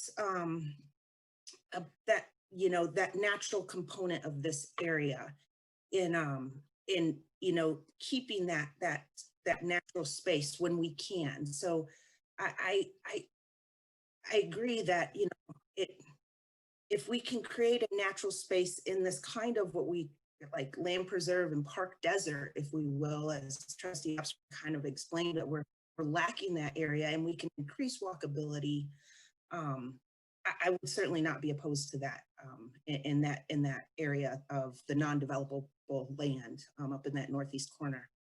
I think, you know, it provides a lot of residents within this community as well as the student communities for economic development of the area and getting people to those businesses that are over there. You've got Whole Foods, you've got Foods for Living. There's you know, a ton of businesses over there that could benefit from a more walkable area. So I guess, I believe that we can find a compromise that allows for the developer to provide this needed service in the community, but also to, protect our natural environment and protect the residents' investment. So my thoughts on what's here before us. Clerk Dreyfus. Thank you. Well, I first would like to give great appreciation to the neighborhood residents adjacent to the property. I think they deserve a big shout out. The residents who have a commitment to their neighborhood and to adjacent neighborhoods, and they themselves want to help to participate in a vision of how they want to see the land built out around them as part of their own quality of life, that they came here to the township, invested in this township decades ago. Many of these individuals are way, way more invested in the community than any of us here on the board, any of us in the administration. They've been here, as we've heard, 30, 40 years. So massive commitment to Meridian Township, paying an incredible amount of taxes after all these years. Their commitment is demonstrated by reaching into their own pockets to hire an environmental consulting firm to be able to get the information they need to be willing to assist the township. They didn't ask for taxpayer dollars to do this. It's that important to them. And I think that speaks a lot. And that's one of the reasons I'm proud to be a Meridian Township resident, is because of the kinds of people that are willing to fight to create a sustainable community. And that's what this is really all about again. It's about a definition of what is a sustainable community. Now, we've heard issues about the big picture in this, given COVID. We had a resident give us information that the idea of sequestered elder facilities, that even in a continuum care concept, though it's a new concept or an evolving concept, may be subject to question under a pandemic. And we've kind of dismissed that along the way now, because we can't deal apparently with that bigger issue about how we're going to, how seniors, we're letting the marketplace still kind of dictate it in this case. So let's look in here now that we start, let's look at the specifics here. One of the issues in this whole area has been, there was an MUPUD that is not this particular project, but this MUPUD is one of the big factors that affects the entire area. And when you look at things from a sustainability viewpoint, we always look at adjacent neighborhoods as one of the criteria when we approve projects. When we do an upzoning, when we do an SUP, when we do any sort of zoning, we always have one of the criteria: what's the impact on adjacent neighborhoods? It's a critical component. So the MUPUD is adjacent to this particular proposal. And the MUPUD has not been very popular with the residents of Indian Lakes Estates. The process itself was flawed. It had changed numerous times from what was originally pitched. The zoning was changed based on a false promise. And the same owners of the property, the Ides, are still involved in all of this as well. So there is a continuity here. It's the same property owners that are involved through all of this as they sell the project to developers and speculators and real estate investors and companies that are involved in developing it at maximum profit. So there is a continuity, even though the MUPUD was separate. Part of the MUPUD was a 5-phase project, was vague about what's going to happen in each of the phases. But we were promised continuously that green space would be addressed in the MUPUD. Along the way, a bunch of things happened which were really unfortunate, including using the existing Hannah Plaza to extend the size of the MUPUD. That allowed a lot more apartment buildings if we had not included the existing strip mall, which really was a loophole, which was inappropriate. That allowed the entire project to get much, much larger. That much larger MUPUD ate up green space that could have been used to protect and preserve some of the adjacent neighborhoods and alleviate their concerns. But the decision was made by the Ides and the previous projects in the phases that we've had to not do that. I personally met with the Ides to try to get 1 square acre, 1 acre as a public park in the area that we're talking about right now. And I was denied that, and they refused to make any concessions along those lines, which is one of the reasons I voted down that entire MUPUD every step of the way. This project ties into the same type of thinking that was faulty with the previous project. There's lip service given to the issues raised by neighbors.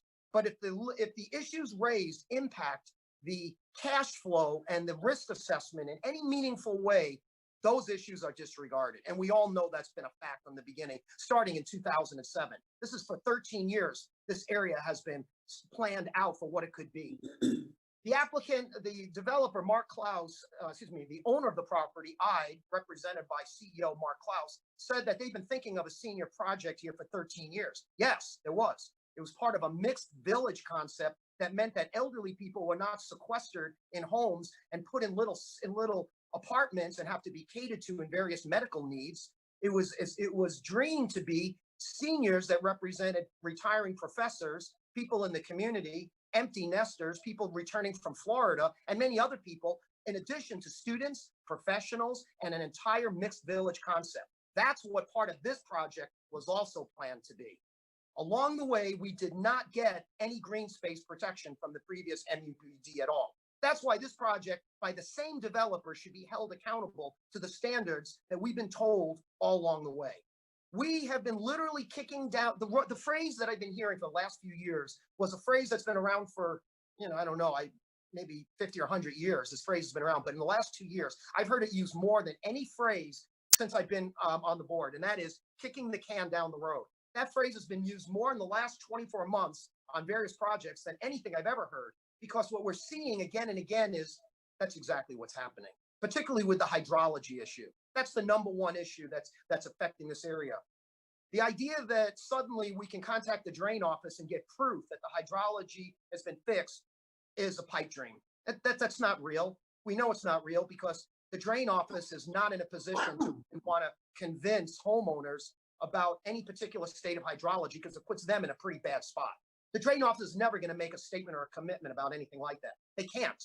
They simply won't, and they can't do that. They will talk about improvements, such as when the log jam was removed. That is not the reason. That's been the long speculated answer to everything was the log jam was causing all the water issues. Well, the log jam was removed, but there's still trees dying and standing water.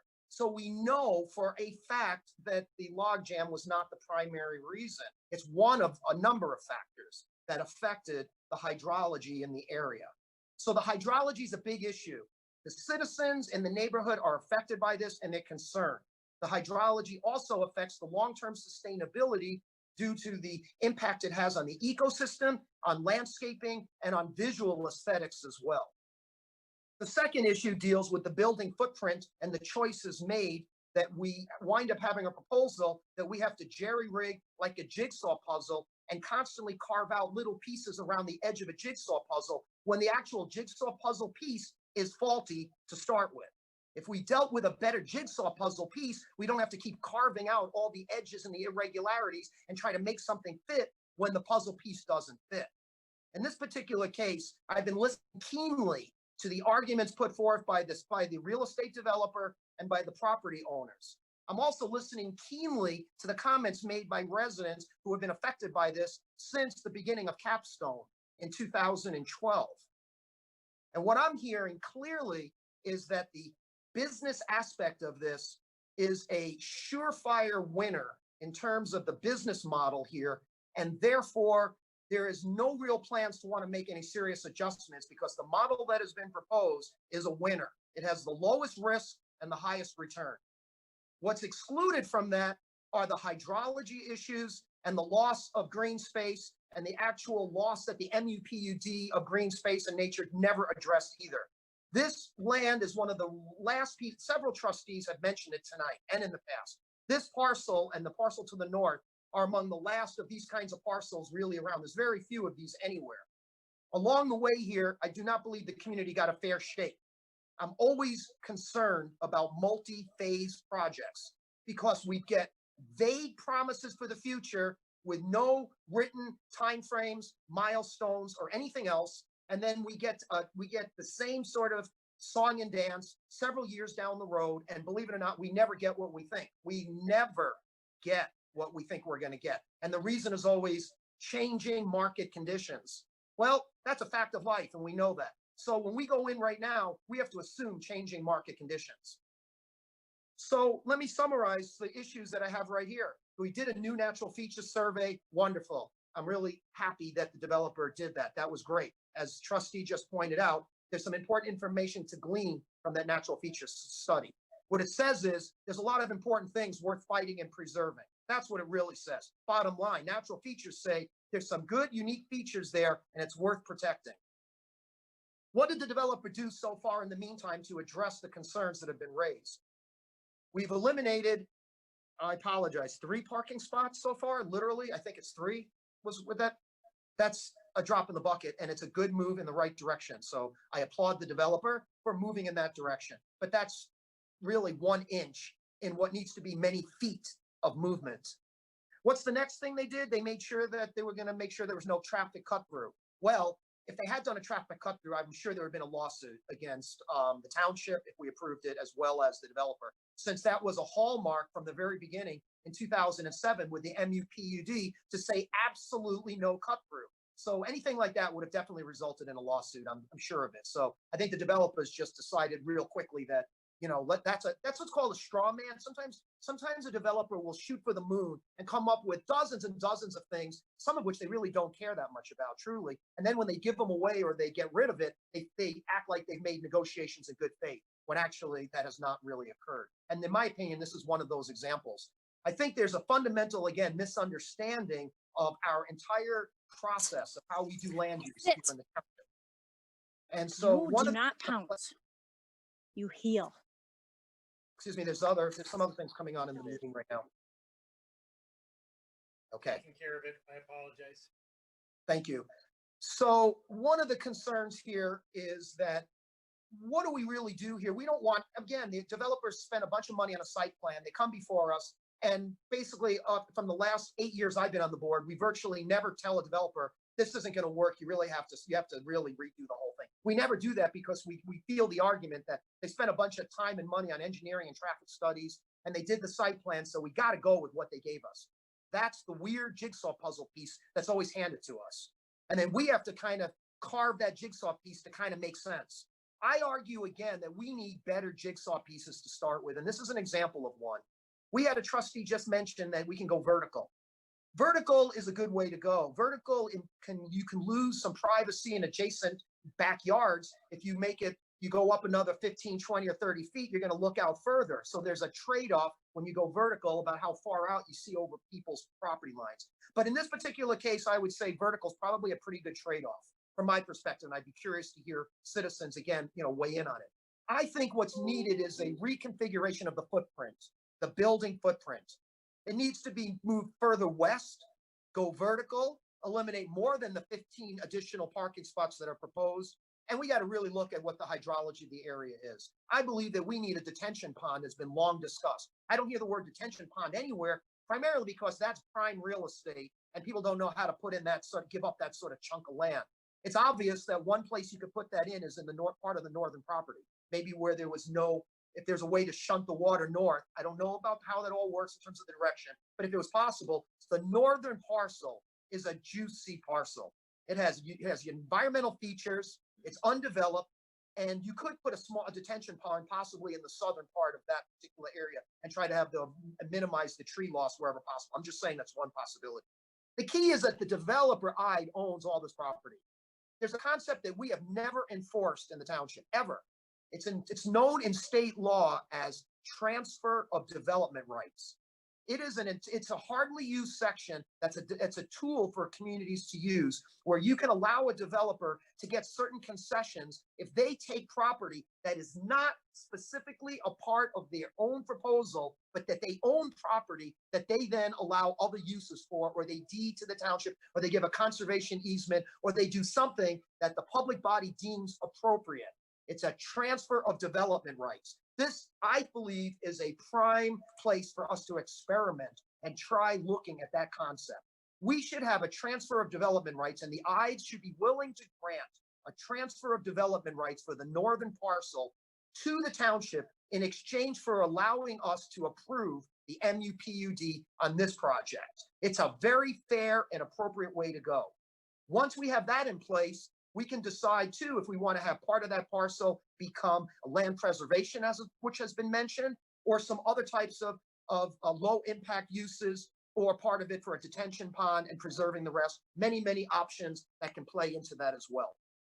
If we have a detention pond, that might address some of the major hydrology issues. So that's one area. If we reduce the building footprint, we reduce some of the impact. If we move the building further slightly west and get rid of some parking slots, we also help to address some of the neighbor concerns. And you know what, folks? This is real stuff, not window dressing, not a series of bicycle parking or LED lights as an amenity. This is the stuff that's for long-term community sustainability, and also to make our neighborhood of people who have lived there their whole lives, make them feel that they are heard, that they are an integral part of our community, and that we have the ability to use our collective brains and come up with something that really helps to solve the problem and not kick it down the road anymore. And my suggestion is that we make a motion at the next meeting, as we discuss this further, that I suggest and would move that we refer this back to the Planning Commission. Yes, I know the applicant's going to be really upset to hear this. And some other people might be very upset. They think that this is another delay. It's going to cost a lot of money. No, we don't want to delay it. Yes, yes, yes, we need to slow it down. Yes, we need to debate this more. Yes, it needs to go back to the community so we can get input based on all this feedback we're getting right now. It needs to go to the Planning Commission, the people's first place that they can give input and provide feedback to their elected, to public officials, which eventually go back to the elected officials. Then the Planning Commission could work with what some of the trustees have mentioned. We can work with staff, we could work with the developer, and we can work with neighbors and help make this jigsaw puzzle fit better by changing the piece up front and by making it smaller or higher, anything, moving it further away and addressing the major hydrology issues, addressing extensive landscaping needs, protecting the green space, protecting the floodplain, and protecting as best we can the northern property, which is separate, but which is related to this project and related to the entire 80-acre MUPUD that is driving the entire other part of this entire process. Board members. Jackson.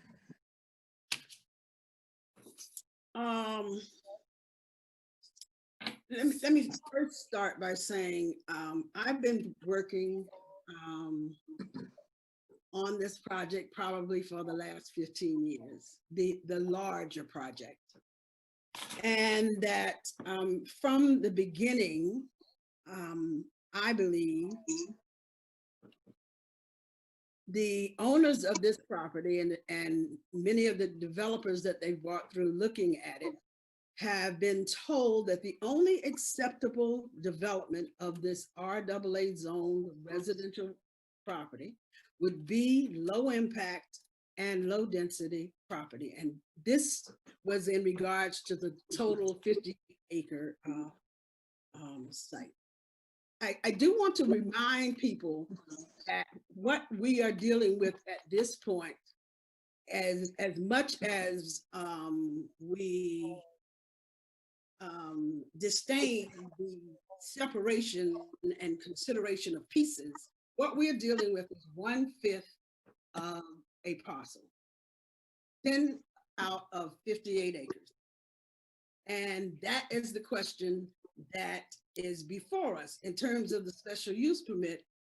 What changes are proposed on this 10 acres?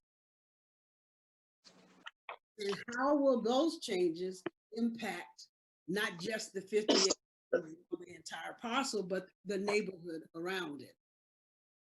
In terms of typical land use standards, the proposal I see is one in which the developer has provided us with what we've been saying for 15 years we wanted, and we would only consider it.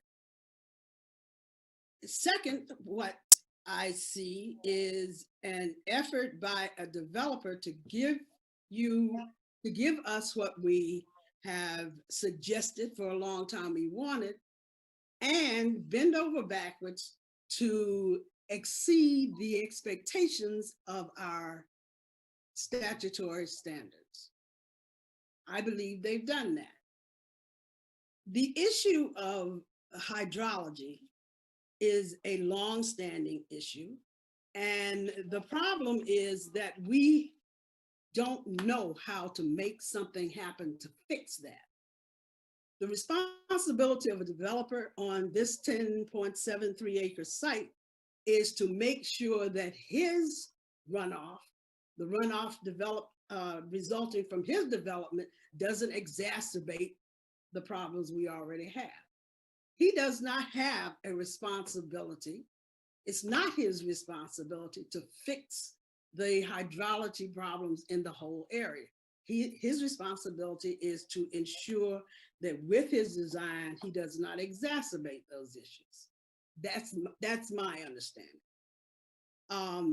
This proposal has done everything possible to, as I can see it, to extend the setbacks, to avoid impacting the natural features, the natural features that contribute to the drainage issues, and try to coexist in this spot on this most developable part of 60 acres, nearly 60 acres, without I guess, incurring the ire of everybody in the community. On the basis of what is being presented, what I see being presented as a proposal, I would say that it is the best possible proposal we could have gotten for this site, for this this large parcel that I've seen in 15 years. I am prepared at this point to support approval of the SUP 20012, noting that yes, there are and have always been hydrology problems in this area, but commending the designers and the developers for doing almost everything I can see possible to not contribute further to those issues and to assist the potential neighbors with finding ways to solve those problems. And finally, I would, again, I find the ideas of development of a dedicated green space and community amenities commendable, but this is not an MUPUD. And so we can't hold this SUP applicant to those kinds of standards of offering a PUD, MUPUD, a PUD styled amenity to ensure that they can get approval for this project.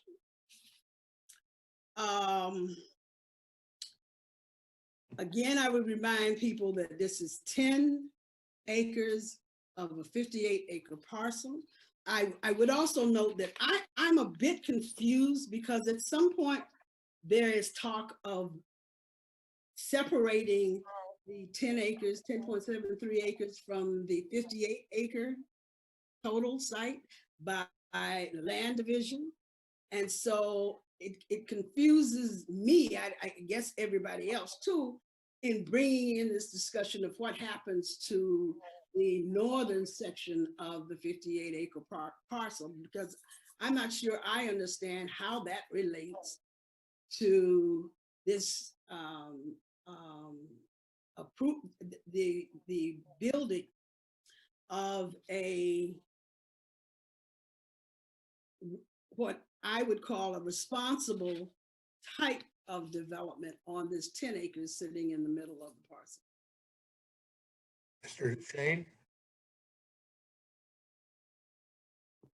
Whoops, something happened there.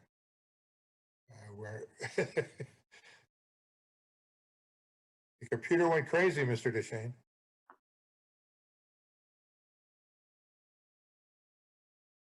We see you. We can't hear you though.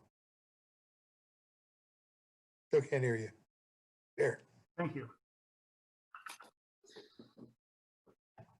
I appreciate the opportunity to discuss this. I really want to thank the neighborhood residents of Indian Lakes who've taken the time to speak for us and sit through this meeting tonight. Like many of the board members, I've heard from many of our residents, particularly neighbors, about this proposed development. And they've raised really important concerns about the project and its impact on their neighborhood and the surrounding area. And I appreciate the time they took to prepare their comments and speak before us. I've also heard from neighbors who've said, who didn't speak tonight, who have said, if something has to be developed because the property owner has a right to develop it, this is the type of project we want built behind our homes. We don't want more student housing. And that's been a goal of this board as well, to make sure that we didn't allow any more student housing. At this point, it's likely a mute issue with MSU's shrinking on-campus students, but it wasn't a shrinking issue a year and 2 years ago when we had proposals for student housing from the IDE company, and we said absolutely no to those concerns. So we held out, we waited for the senior project because it's what was thought of as the best use of this project. This isn't just senior housing, it's also a continuing care retirement community, a CCRC. These are good communities because they provide, as they say, a continuum of care. A senior can move in with as independent living, move to assisted living, and then on to skilled nursing as they age and as their healthcare needs increase. Often these projects are only developed by nonprofits. There's several of them in the Grand Rapids area. I know I used to work in that industry for a group called Michigan Nonprofit Homes, and it takes a really large endowment to develop these because they're very expensive, because it's not cheap to provide a continuing care spectrum of services. But if you have an elderly parent or you yourselves are moving into your 70s and 80s, it is the type of community you want to be in because you are there and you can be moved on to a higher level of assistance as you need it. Regarding what we're looking at tonight and the input from the residents and the developer, I really appreciate the good faith efforts that have been made by the residents, in particular Association President Joe Pavona and the late Jack Davis, as well as the AMDA Development Company representatives, to work towards a development that's acceptable to the neighbors and still provide a high quality continuing care retirement community. I think that this plan we're looking at reflects that. It's not like it's the first attempt at a project that came off the developer's shelf. I think that what we saw represented those discussions that went on for over a year. There is no cut-through road. That was a non-starter for the residents, and it was never part of the proposal. The maximum building coverage by ordinance is 35%. This plan has about 19%. Maximum lot coverage allowed would be 75%. This proposed plan, I think, has about 52%. The required parking setback to the east is 50 feet. This proposed development is 100-foot setback with maybe 110 foot with the elimination of those 11 parking spaces to the east. So it reflects a back and forth. And as someone described me of it, both sides left the negotiation not feeling particularly good about it, but they can live with it. It's just kind of the result of negotiation and mediation. No one wins, but no one loses either. We have had this similar, if you will, win-lose situations before this board several times in our term.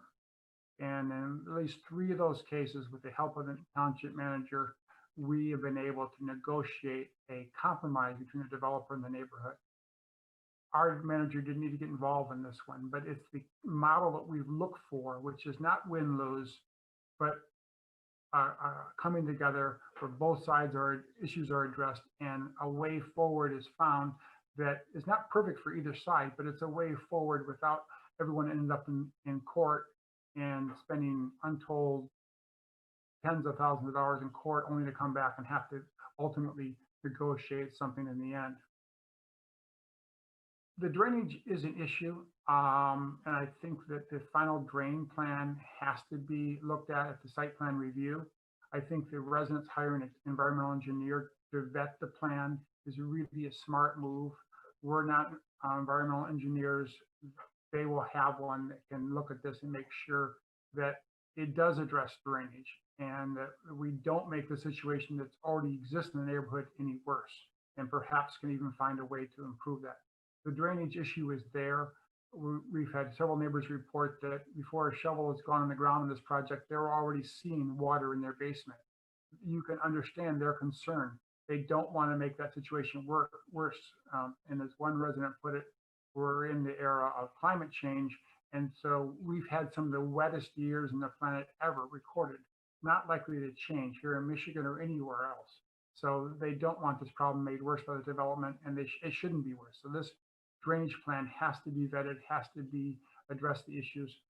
I think any of us that know Pat Lindeman know he's a strong environmentalist. He's not going to let some plan slip through his fingers or sign off on something that isn't strong and doesn't address the drainage as it should be.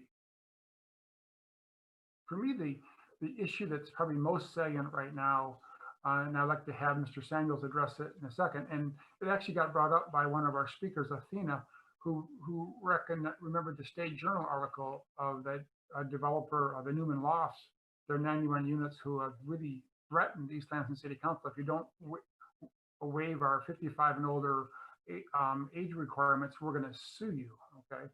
Because it's not viable to keep a senior community going in downtown East Lansing right now. Now, this isn't a senior apartment complex all by itself, but it does reflect the fact that things have changed with this pandemic. Not the same world we had a year ago, and businesses are changing.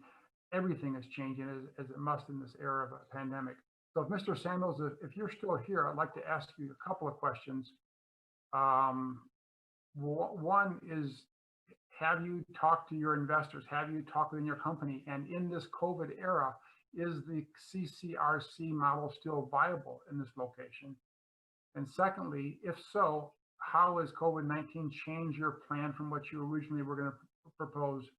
In which ways have you adapted it to reflect the new world we're living in? Specifically, with regard to the COVID-19 question, as I indicated, I think last time and mentioned briefly at the outset tonight, we will undoubtedly be tweaking the plan to provide outdoor entrances basically off of a courtyard to a restricted area within the building, so that people, the relatives of the residents, can come and meet them under the acceptable conditions to prevent the spread of COVID.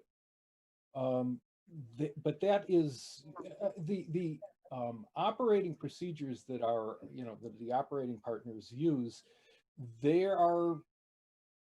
Everybody's learning as we go along. There are webinars, seminars, there's all sorts of stuff that is being offered now, and we're evaluating all of that. But most of it is to be implemented within the same type of facility that we already have, planned and designed here. So yes, there will be changes, but I wouldn't call them large, they're not footprint type, they're small footprint changes.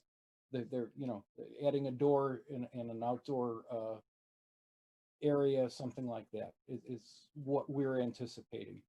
The operational things that they have to be done are, that all has to do with the caregivers and the attention to cleaning and all of the things that we're doing our operators are, operating many facilities right now. And as of the last time we spoke, none of them had a COVID infection within any of the businesses that they run.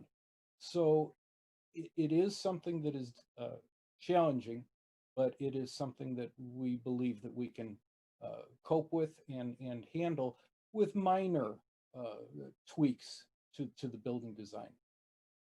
If you'd like me to address any of the other issues, I'm happy to, but that's the specific question you asked, so. Thank you for that answer. We know with our downtown Okemos project that it's been changed, the village of Okemos, and the bankers, the people that really are, who vetted this above all else because it's their money on the line in terms of their investments, they've stripped out about 50% of the commercial space from that project and wanted to replace it with residential in this new era.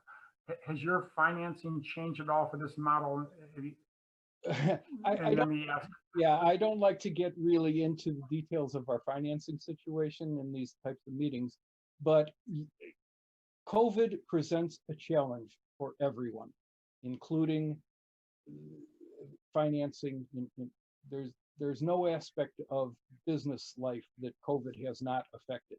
So I would be lying if I said that we're not worried about it, but it's something to take in stride. It's something all businesses are taking in stride. We still believe in the viability of the project. We still believe that we're bringing a quality project to the township. If I may, we didn't start here. This type of project was not contemplated by your local ordinances. And so when we first came and met with the Ides and talked about doing this development, we were presented with some problems that would not allow us to build this, at least not in this location. And we looked to the board, we looked to the staff for some direction, and we then went and proposed some changes to the ordinances that would allow for this type of development. And we were asked what we recommended as far as parameters for those ordinances are concerned. We offered whatever opinions we had.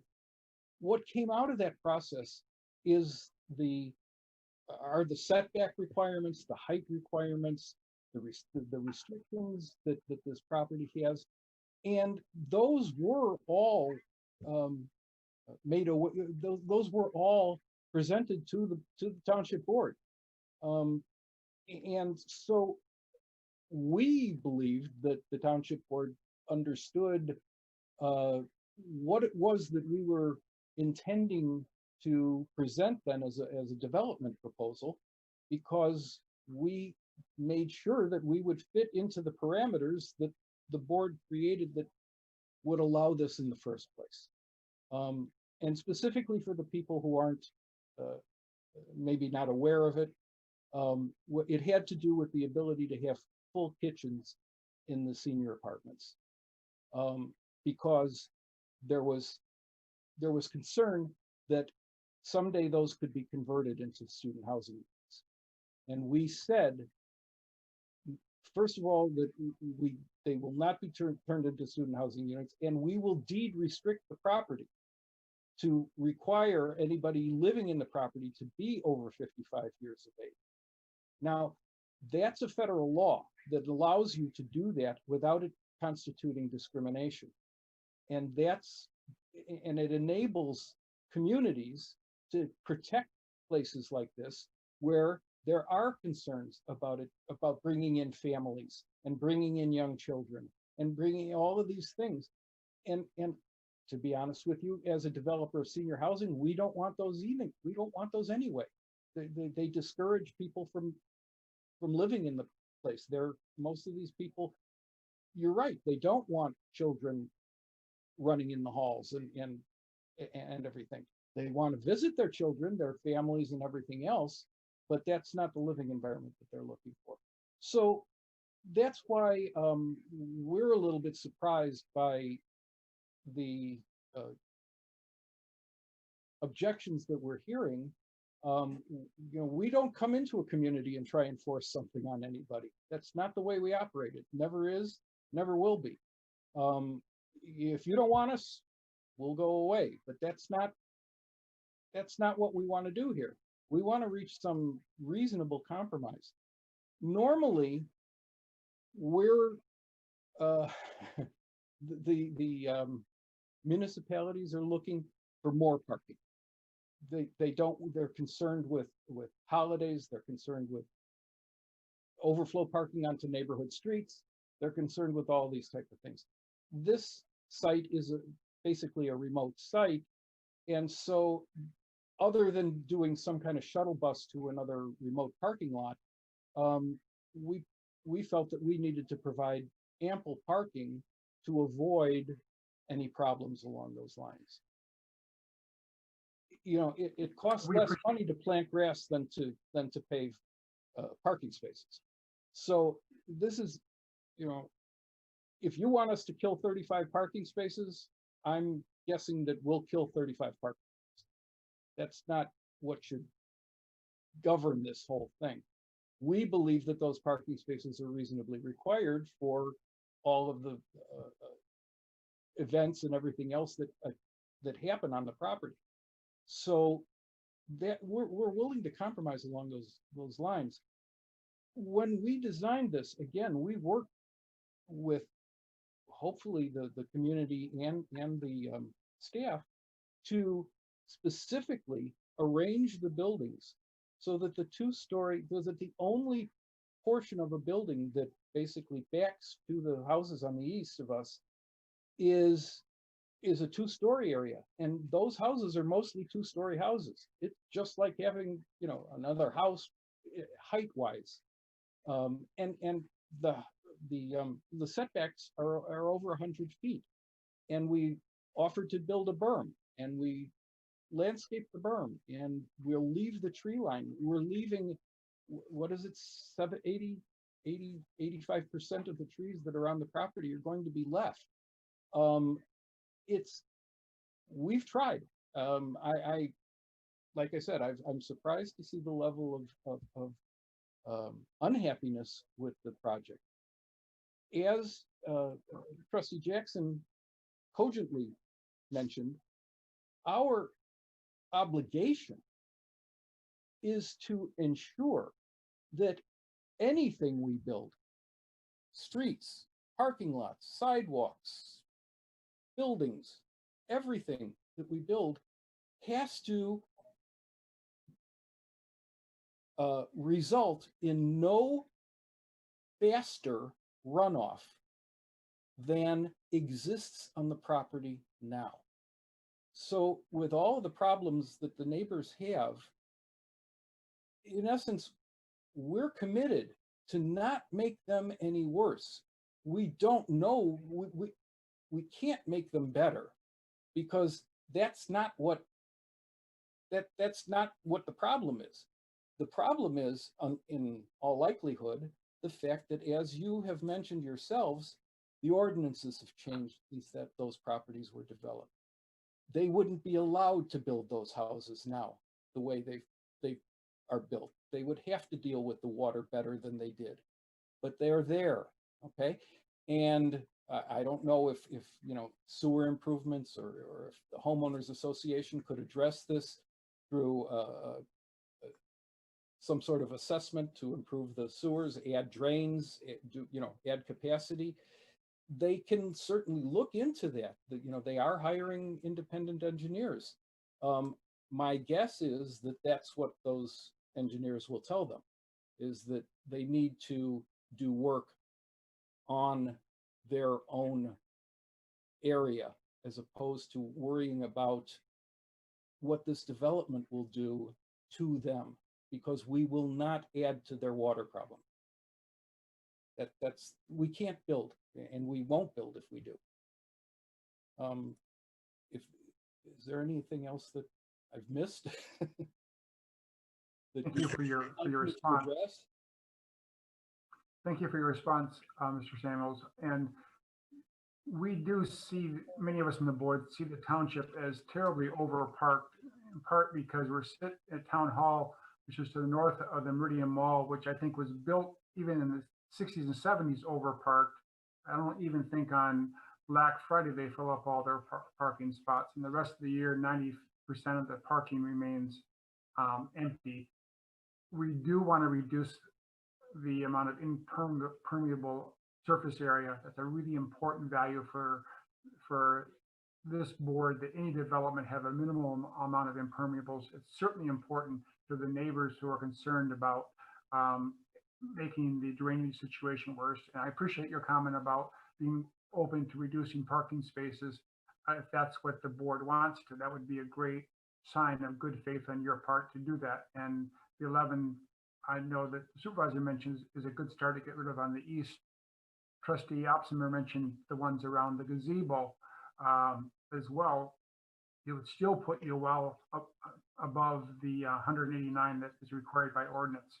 Our experience, quite honestly, is that these developments get built with too much parking, and once it's built, developers don't turn it back into lawn. It just stays in the permeable surface area forever. Those are my comments. Thank you. And I think, excuse me if I may, in some of our conversations that we've had, we did, and I hope this was communicated to you, offer to land bank the parking spaces, and to not develop them now, but only develop them, to leave them on the plan to show where they would be, but only to develop them in the event that we, the need arises, and then we would have to show that need. Based on our experience, that'd be a pretty safe bet, because again, our experience is that these projects get developed with way more parking than they ever need. And I think you'd have a hard time coming back to us in 12 months to 24 months saying we need these 35 or 25 spaces back. But I understand the land bank concept that you offered. Thank you. I haven't commented yet, so before we go to second rounds, I'll comment a little bit. I agree with the greater goals that we've heard from a couple trustees about getting some public lands, and about dealing with the greater water issues and potential bridges across the river, et cetera. I think those are great ideas. I'm 100% behind them. However, we're looking at a specific project right now. And I also agree with the analysis put forth by Trustee Jackson and Trustee DeShane about this particular project. And I am buoyed by Mr. Samuel's willingness to give up parking spaces, significant number. Our experience here at Meridian Township, as Mr. DeShane said, is, and Ms. Jackson alluded to, is that too much parking is provided in most projects. We have a number of various senior type facilities around the township. We know how empty those lots are, whether they're assisted living, memory care, nursing homes. I realize independent living is a little different, but they just don't get used. And we are more concerned about the imperviousness of those unused parking spaces than we are in having them there just in case. So if in fact a project were to come back with great reduction in the parking, especially as they tend to be towards the neighborhood, the existing neighborhood, that would be a positive for me. I think that a lot of the history here, it's important, and I lived through a lot of it. I wasn't on the board, but I was involved in the township in many other ways, including through the school district and just as a president of a neighborhood association, et cetera. And I know I watched carefully and saw the history of how this properties got added to it and everything else, and that was talked about by another member of the board. It was, in essence, a terrible thing, but we're not fixing that history. We can't. We're stuck with what we have. And what we have is a project that is basically, as Ms. Jackson said, it's something that we've been asking for on this piece that's closest to the neighborhood. And so at this point, if we can solve some of the small issues, like small from my perspective, like reducing the parking significantly, and also making sure that there is no additional problem to the wetland, and in fact, that the developer works hand in hand with the county drain commissioner to try to the extent that they can add to the improvements to the wetland, the water, not wetland, water areas, that the water problems, that they do so, that they have a willingness to work to the extent that that's possible to assist in eliminating some of these water issues, which have existed there for a long time. You know, there was a truism spoken a few minutes ago. Probably today, this, as beautiful as that neighborhood is, and I have friends there and I visit there fairly often, it probably could not be built, at least not the way it is now in this day and age, because of where it is. In fact, the road that connects the two parts of Indian Lakes goes right through areas that we probably wouldn't allow a road today. So you couldn't even have the western section. I mean, that's just the reality, but the reality is it's there. It got put there back in a different time by different boards under different statutes and different ordinances. And so we have to deal with the realities that we face. I'm very concerned that this neighborhood, which is beautiful, be well protected. I think that this development is probably knowing that eventually an owner of land has a right to develop it consistent with the plans, et cetera, of the greater plans of the township. This is probably a pretty darn good solution to use of that land, as Ms. Jackson pointed out earlier. So at this point, I'm leaning towards strongly in favor of approving this with significant changes in the parking and some commitment to help to the extent possible with these water issues. And I will call on Mr. Opsmer, who's had his hand up. Thank you, Supervisor Stika. I want to echo your comments and others, thanking Mr. Samuels for taking a closer look at the parking. And just to give you an example, the SUP can be amended at any given time. We just recently amended the Volkswagen dealership on Jolly Road here in the township to allow them to build out more of their parking. So having said that, I want to talk about the history of this project and why I believe the public land acquisition is important. So when this first came before the Planning Commission and the Township Board and our planning staff as a concept, and the realization was that we need to amend our ordinance to provide for a facility of this nature with the 3-tier care, this site was designated. I think we all agree on that. We knew which parcel we were talking about. And this gets at what Trustee Jackson was talking about. It's a 58-acre parcel today. If we approve this site plan, it's going to be broken into 3 individual parcels, one of which is a deed restricted acreage to the south, which can't be developed because it's a massive wetland.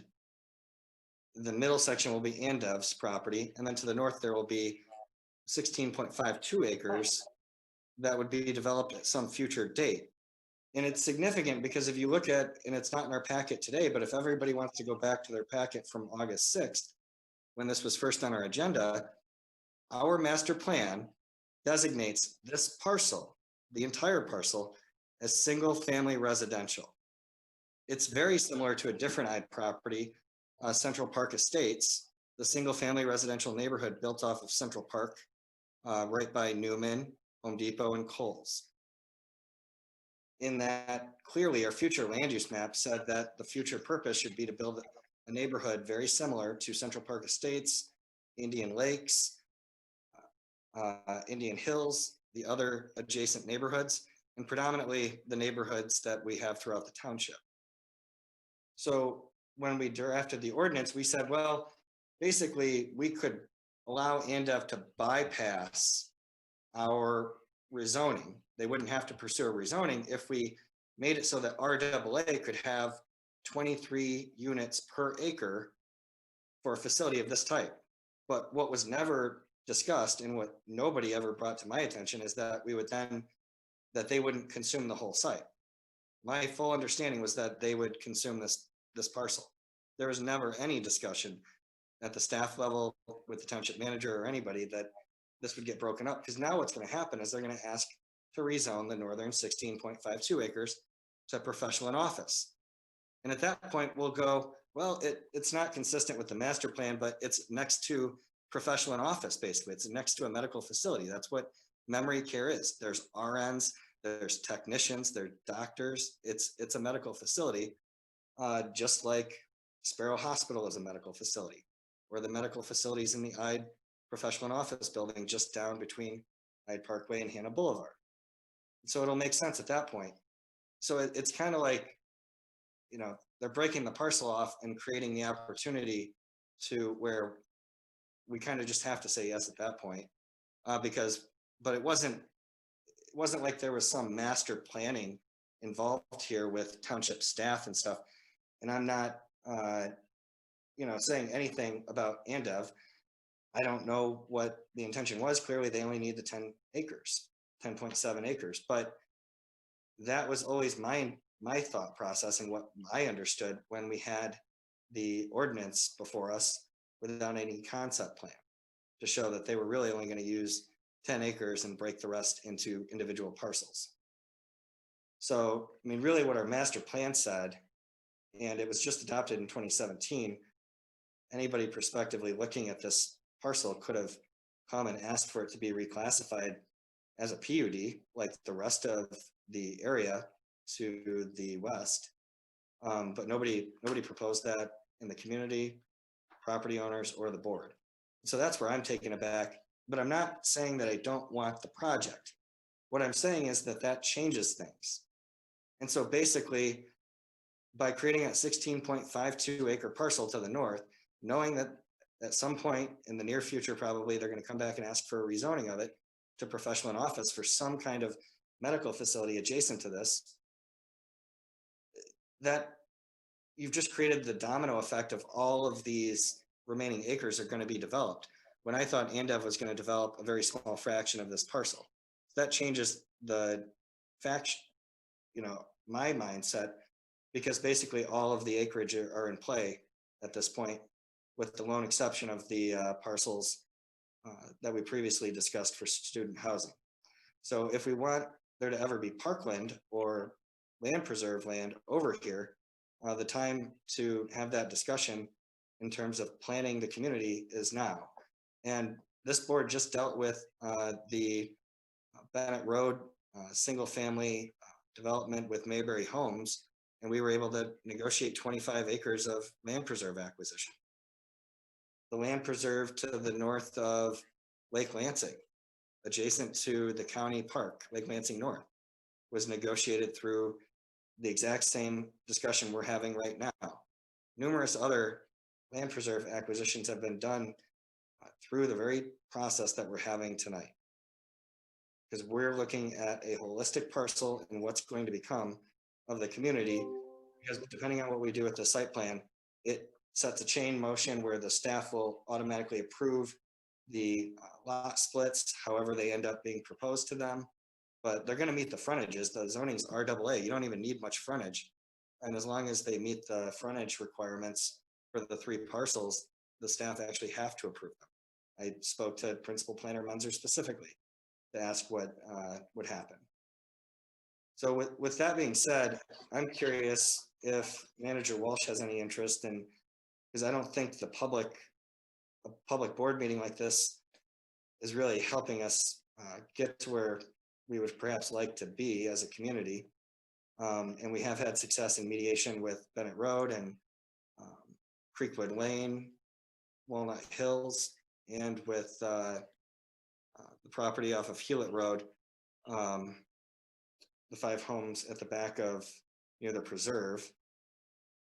Recognizing the successes we had with those mediations, I'm wondering what Manager Walsh's thoughts would be on having a mediation discussion on this, narrowing it down to the interested parties and arriving at a consensus. Did you want me to speak to that, Mr. Supervisor? You can, yes. Okay. Yeah, I'm willing to do whatever the whatever the board would like me to do, whatever, if there's a role for me to play in this, I'm certainly willing to do so. Whatever the direction of the majority of the board is.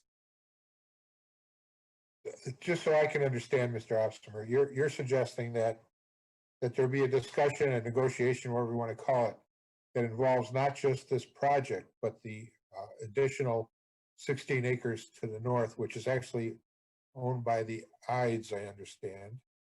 Well, it's this project, while it's currently owned by the Ides, it's going to become. It's one parcel that we're discussing right now. The lot split hasn't happened. That will take place if a site plan is approved. Okay, all right. So right now it's all one parcel, but we don't know what the arrangements are, but you have information that you think indicates it's going to be divided. Mr. Kieselbach, you have something on this. Thank you. Good evening, everybody. Just to add a couple things for clarity, remember the land use for this project, the senior living community, is subject to the Planning Commission's approval. And they have granted that approval with a number of conditions. I want to talk first about the land division. That land division, when this project originally was submitted to the township, showed the land division. And those land division lines are also shown on the site plan that you have in front of you. And we've been talking about that through the process with the Planning Commission. In fact, they placed a condition that the land division, which is subject to the director's approval, has to occur at the time of site plan review, which is again subject to the director's approval. So they have already made that a condition. I caution the board not to get too far into this northern parcel on future land use. That's not before you at this time. The only land use question or the development is whether it's a building larger than 25,000 square feet should be put on this parcel. The other conditions that went along with this is the water management. The Planning Commission conditioned that when we have those plans for stormwater management, they're going to be given to the neighbors so that they can review them. And if you look at this site plan, there already are two stormwater treatment areas already shown on there at the extension of Hannah Boulevard on the north and south side. So they've already started addressing some of those storm issues. The other conditions that the Planning Commission put on this for the usability is the extension of Hannah Boulevard. That's going to be a new public road. Having a second means of access for emergencies, which is going to go back out through the lodges development, was already addressed by the Planning Commission. Density on this property, just so you know, it's 25 units per acre. So they could have had 267 units and they're proposing 230. And they're developing this under the ordinance that was amended last year to allow for this use as a non-residential use in a residential area. And right now they don't need any variances based on the ordinance. And we do have in the ordinance provision for deferred parking. So that is an alternative if they wanted to reserve some area, keep it as green space now, come back in the future and demonstrate the additional need for that parking, then that could be granted. So if you have any other questions regarding what the Planning Commission did on this project, because they did recommend the special use permit approval for the size of the building also, I'd be glad to answer those. Dan, you still have the floor? Yeah, one more question. So as I stated previously, the land at the north end of this parcel that's denoted in our packet from August 6th is predominantly 100-year floodplain. Some of it's already deed restricted in conservation. The entirety of the east-west portion along the river frontage for this parcel. So I would, I guess, ask Mr. Klaus, the property owner, is there any downside from their viewpoint that this community can't partner with the IDE company to create a win-win? This land is not developable. Just as we've talked about the Indian Lakes neighborhood, many of those homes could not be built today. We're not going to build something in the 100-year floodplain, and the deed restricted area is deed restricted. It's just a question of whether it's public or private. So I guess I would ask Mr. Klaus if he sees any prospect of there being a partnership so that residents that live in the lodges, Hannah Lofts, visit this area, whether it's the Hannah Plaza. Obviously, the Ide Company has a great deal of interest in not only this area along Ide Parkway and Hannah Boulevard, but also the commercial over by Foods for Living. And they've even talked about doing additional development over there where a possible pedestrian connectivity point would lead you to. So, Mr. Klaus, if you could speak to the board. I don't know that Mr. Klaus is still here, is he, Mr. Geeves? I do not see him on at this time. No, I don't see him on the list of people attending either. Well, that's a fair question to be posed, and that's why I think it's worth mediating this. The board's, we get what we ask for. If we want a walkable community where we can actually walk to parks, which is what we have in the vast majority of the community, it took some legwork and some foresight and some effort in every instance. And I think we've got an opportunity to accomplish that here. And it would Other board mitigate members? development over there. Ms. Jackson? I believe Mr. Samuels mentioned the possibility of a berm and a elevated tree line behind their this development, and I'd like to take him up on that suggestion if it has not already been written into the conditions from the Planning Commission. Mark, isn't that already part of this? Yes. Oh, it is. There's a berm along the eastern boundary portion of the property that runs most of the length of the building and it actually includes the area to the east of that parking that we're talking about removing. Right. That's bermed and planted, and basically we designed it so that it would be shielded from the neighbors. Okay. We want to be good neighbors. I'm glad to hear that. Thank you.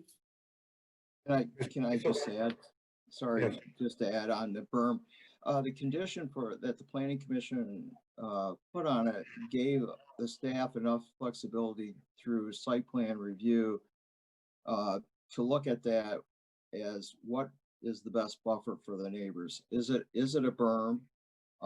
Because we don't want to remove healthy trees that already are there in that area and providing some buffering. We'd rather plant additional trees in there and that not do all that construction with a berm. So the way the condition the planning commission put on it gives the staff the flexibility to decide what's the best use and what's going to buffer the neighbors the best through that when we look at it as site plan review.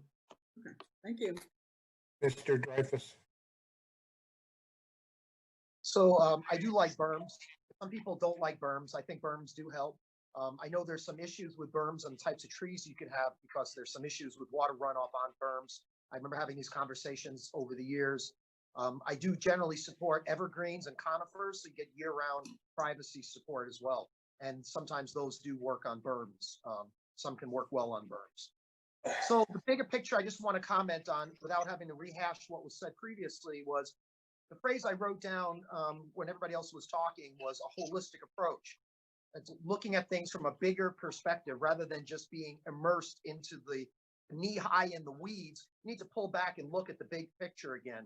And I think, again, that's where the problems seem to arise and why neighbors and residents have some concerns. I don't think residents, as we heard most residents say, they're not opposed to having a senior facility there. They know there's going to be a development there.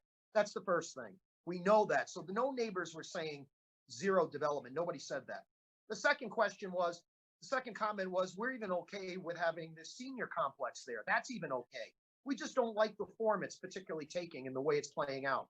They also said, we're concerned about this long history of the hydrology. We're concerned that we keep hearing that it's going to be that every project only handles the water themselves. If that was the case, then there'd be no water issue. If every project had literally been able to deal with the water itself, there'd be no issue.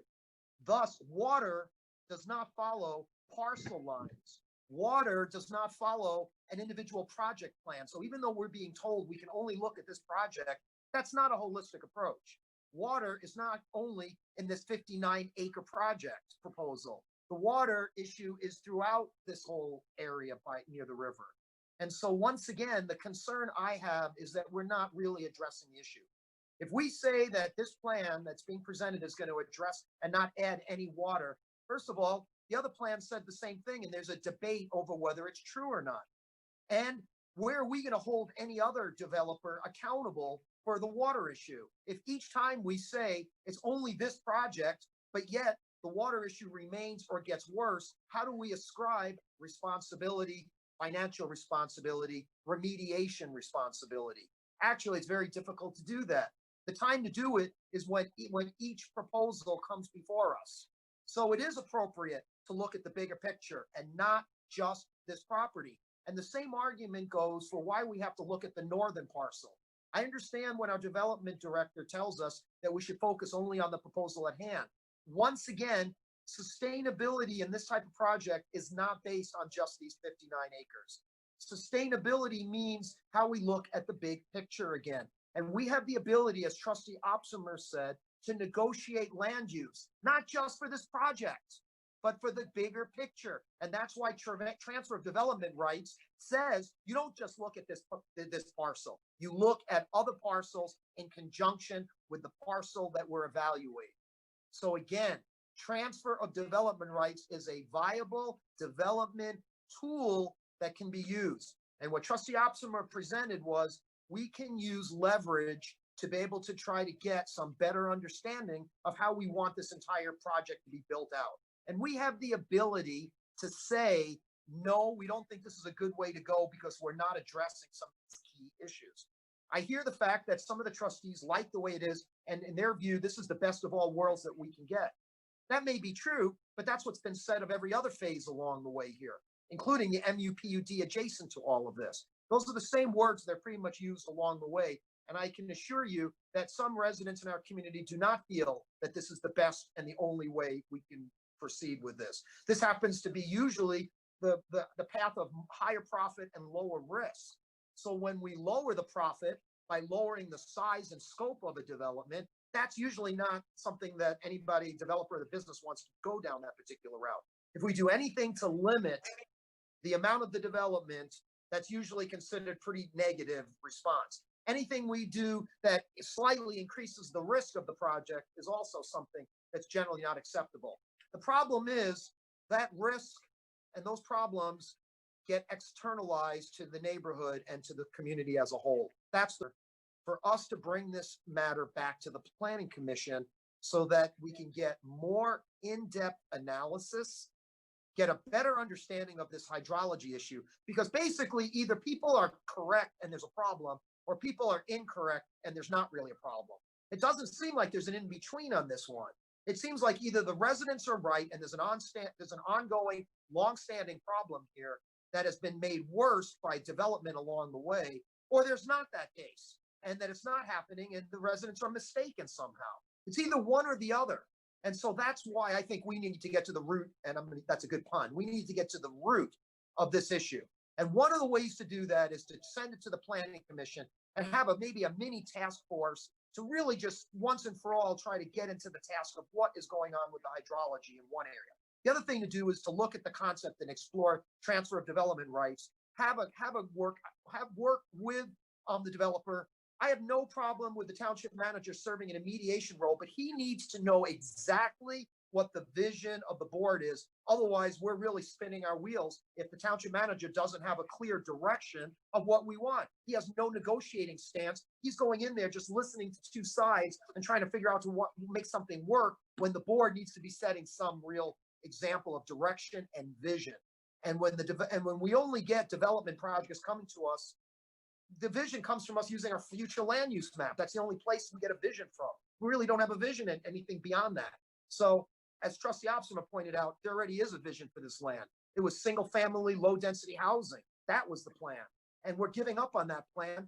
We changed the zoning to allow an option, but changing the zoning doesn't mean we have to take what was given to us in total, even if it is relatively good. And most of us see that there's some good to this proposal. It just needs to be tweaked more. So that's why I suggest that we send it back to the planning commission. We don't have to, this doesn't have to be delayed for 6 months. I'm not talking about a 6-month delay, but it could be several months. And once we get to the bottom of certain key issues, I think that the value of having neighbors feel heard, validated, and then addressing these issues in a concrete manner would serve the community well, serve the developer well, and serve all of our long-term interests in the best possible manner.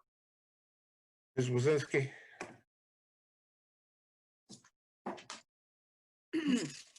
I would like to support the mediation, considering that Mr. Klaus is not at the meeting anymore to be able to answer any of our questions regarding that, as well as I'd like to encourage that the residents hired environmental consultant be a part of that conversation. I think there is opportunity here, and I think I would support mediation led by the manager for potential preserve at the north portion of this property. Before we go much further on down that road, Mr. Samuels, you want to comment on this idea? You understand what we're talking about? I do understand.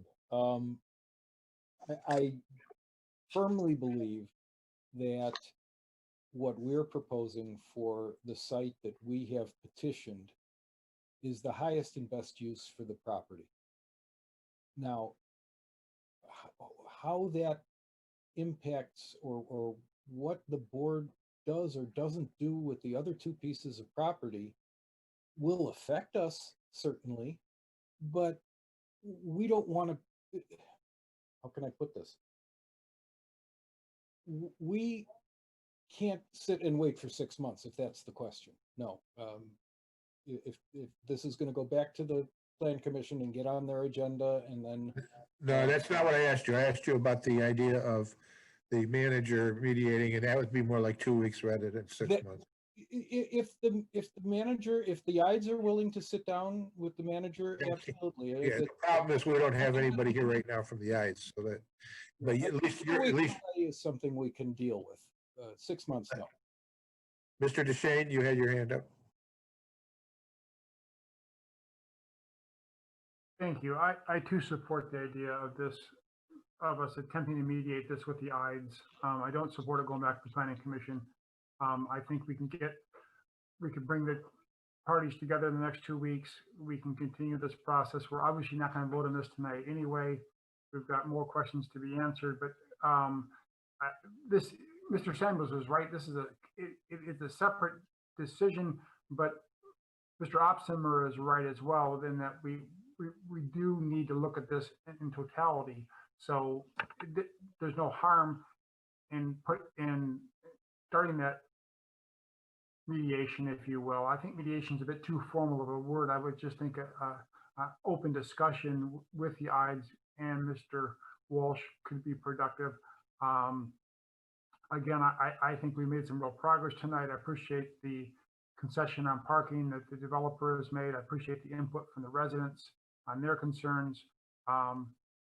This would be an additional win for tonight if we could start some discussion to talk about the Ides donating some land that they're never going to develop anyway, that would give the community some more public access land preserve. It's worth it. It's worth a try.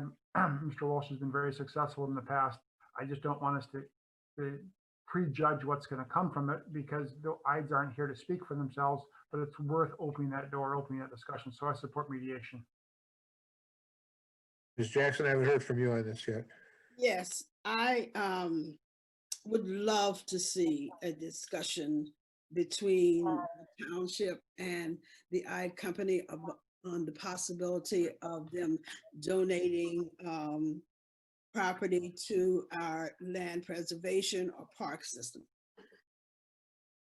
What is troubling me tremendously at this point is I don't see the connection between the application for an SUP to develop this particular property and a negotiation with Ide.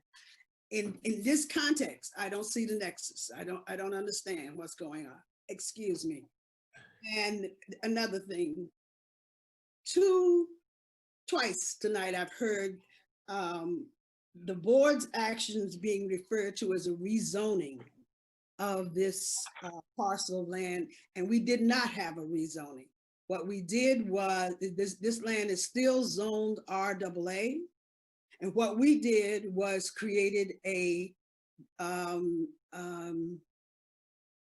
non-residential use in a residential district. Yeah. And there is no PO zoning anywhere in this area. That's all I have to say about it. Mr. Opsmer? Yeah, could I just speak? I appreciate Trustee Jackson's point. Here's where I see the nexus. I was totally fine with the concept of allowing this use as a non-residential use in a residentially zoned parcel. But the concept that, as I understood it at the time, was that it would be the entirety of the parcel going to this use. But now we are then, after this, going to break off a parcel, and at which point I already know, because the IDs have told me, they anticipate bringing us probably a professional and office rezoning for that northern parcel. Now, if we had gone a different approach, if I had known that originally, that Andev was looking at just a small portion of this property, my inclination on the ordinance would have been to only allow this very intense use. This is the highest density that we allow in the township.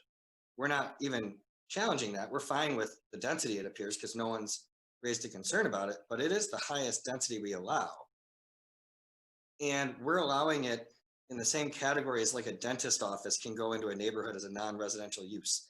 That would be the next most intense use. Like, it's way out of proportion, but we did it because the ordinance was seen as a one-off. We didn't foresee it really having any bearing on other properties, because it only applies to parcels that are like 10 acres or more, I believe is the threshold. So we didn't see it playing out. But if I had known that they were going to break the parcel off, I would have said, well, this should really only go in land that's zoned professional and office, and they should have to seek the rezoning.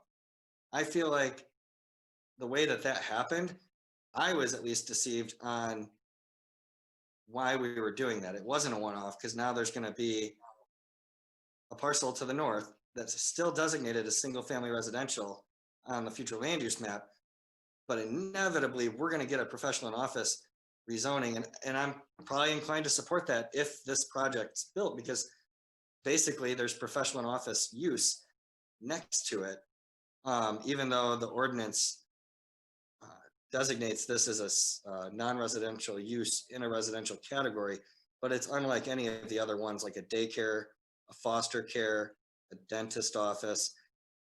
Those are the ones that I'm familiar with. I mean, they're very small businesses that people in the neighborhood want to walk to, and that's pretty much how we use the non-residential use. So that's how I see the nexus, to answer your question, Trustee Jackson. Let's try to wrap this up. Ms. Jackson, one more time. Just one, Mr. Kieselbach, I'd like to ask Mr. Kieselbach, are these other two sections now still zoned RAA? Yes. And were these other two sections included in the, no, I have the answers. They are not included in this special use. Right. The way the special use permit was written, it could be on any property. It just has a minimum of 10 acres. So, you know, any residentially zoned property could have a senior living community proposed on it, subject to a special use permit. Yes, thank you. All right, so we're going to charge Mr. Walsh with an attempt to go to the table with the IDs and Mr. Samuel's Andev company to talk about the greater picture of not only this property, but the one to the north. The one to the south is already committed to not be developed. So it's really the one to the north that we're talking about. And what go on there, what could go on there, and then get back here. We'll have this on the agenda in 2 weeks for action. We'll one way or the other, and hopefully, or we'll be told that a little additional time is needed and agreed to by all the parties, if that's what happens from the talks. Anyone disagree with what I just said, or is that consistent with the discussion? And Mr. Walsh, do you understand it? I clearly understand it. Thank you. Okay. All right, then we've finished the discussion tonight on this. Mr. Samuels, do you understand it? I do. Thank you all. And I look forward to participating however you ask us to. And of course, as part of this discussion tonight, I think it's pretty clear to you that we're looking for the elimination of those parking spaces down to our numbers rather than the higher number. I understand. Okay. All right. Thank you. Thank you. And thank you for your patience and for coming back to us again and again. All right. All right. Then we're back to our agenda, and I think we're at the point of comments from the public. Mr. Geebies, are you with us? Am with you, and we have somebody who would like to speak. Mr. Skoll is being allowed to talk at this time. Okay, Mr. Skoll, please once again tell us your name and address and go forward. Yes, David Skoll, 4845 Mohican Lane. I'll first say I apologize because I'm sure everybody wants to go home, so to speak. But I did want to say that I appreciated your discussion tonight. And I think I can't speak for Joe Pavona, but it would be nice to see if the association could have representation in the mediation as well. If that goes forward, I think we are stakeholders in this process. I think the mediation is a good idea because it may bring some facts to the table. I'm concerned that some basic facts are being misstated. For instance, about the number of trees. The number of trees is at 600 or so, but those are only the tag trees from the inventory. And you can see the individual trees on the site plan. There are not very many. There are 3,000 or more trees on that site. There are lots of trees that aren't going to be included in that 600 list. And if you include those, the vast majority of trees, not a small fraction, the vast majority of trees will be cleared. The only trees not cleared are going to be the trees in that northern 16 acres, which is not going to be developed unless, of course, as Trustee Opsimer talks about, it becomes developed in the next round. So I think you really need to look at those kinds of statements with a little bit more carefully. The other comment I would say is that, look, the neighborhood here, the Indian Lakes homeowners are not responsible for the flooding, contrary to what Mr. Samuels was saying. We know the history of the development of this neighborhood goes back to the 70s before wetland fill ordinances were in place. Sure, that's happened all over the township. This is a very wet township. But today, the flooding has nothing to do with the hydrology of our homes and our yards and our streets in the neighborhood. This has to do with being right next door to the second largest impervious surface in the entire township, and the entire flood management that is going on along the Red Cedar as a catchment for almost a vast majority of the flood waters that are being run off. So it's not our neighborhood. I'm sorry to say that. And so I think that, you know, getting a seat around the table where you can look at these kinds of things would add clarification. And I'll give you one other example. The discussion of the land just to the east of the wing that's jutting out to the east is almost treeless. Okay, it will be set back another 15 feet. But as our neighbor said, it will be like that building is in their backyard because there is no barrier. There's no natural barrier there. We're gonna have to save the rest of it for the mediation talk. You're right. And I appreciate your time. I appreciate your time, and I'll stop right there. Thank you guys for doing the work you do. Anyone else, Mr. Gabies? Yes, we'll have Katie McPherson and then Mr. Pavonis. We'll give out the telephone number one more time, just in case somebody needs to call in, 517-349-1232. And Katie McPherson, once again, please state your name and address for the official record. Sure, this is, oh, hang on, we're muting. Got it? We can hear you. All right, sorry. This is Katie McPherson. I'm at 4715 Mohican Lane. I would also like to thank you for the amount of time that you took to discuss this matter tonight. I genuinely appreciate the seriousness that you are showing. And it is very encouraging to know that you're taking your time to think this through. There are a few items that were discussed that I would like to address. First of all, we are not asking ANDEV to fix the existing water problems. Our concern is that the massive amount of impervious surface will add to it. Second, the connection between developing this property and negotiating with IDE and Mr. Samuels, which I'm excited that you are doing, negotiating with them about the north property, the connection is that it's the big picture. It's the holistic approach. And so, as several of the trustees have said, we really need to think about what's going to happen and what it will do to our community before it's too late.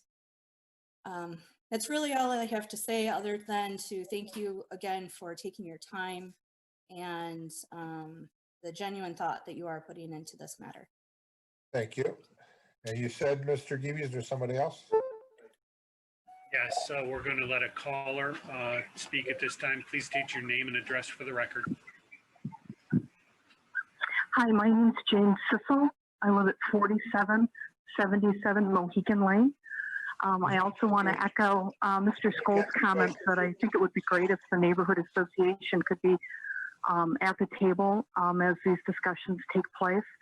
And I also hope that with the focus on that northern property, the individual items relating to the development are not forgotten. For example, the placement of the garbage dumpster, and as Mr. Skoll said, the number of trees on the area that juts out.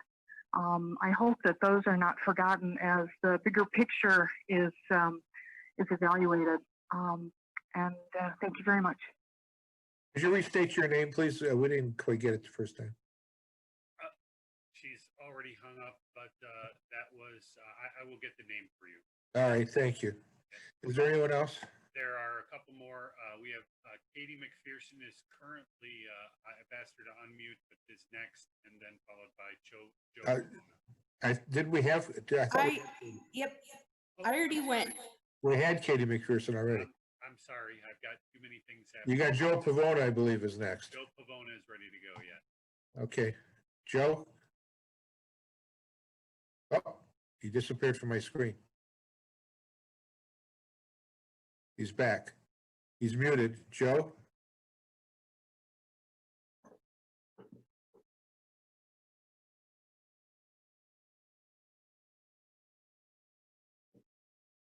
If he's speaking, we can't hear him.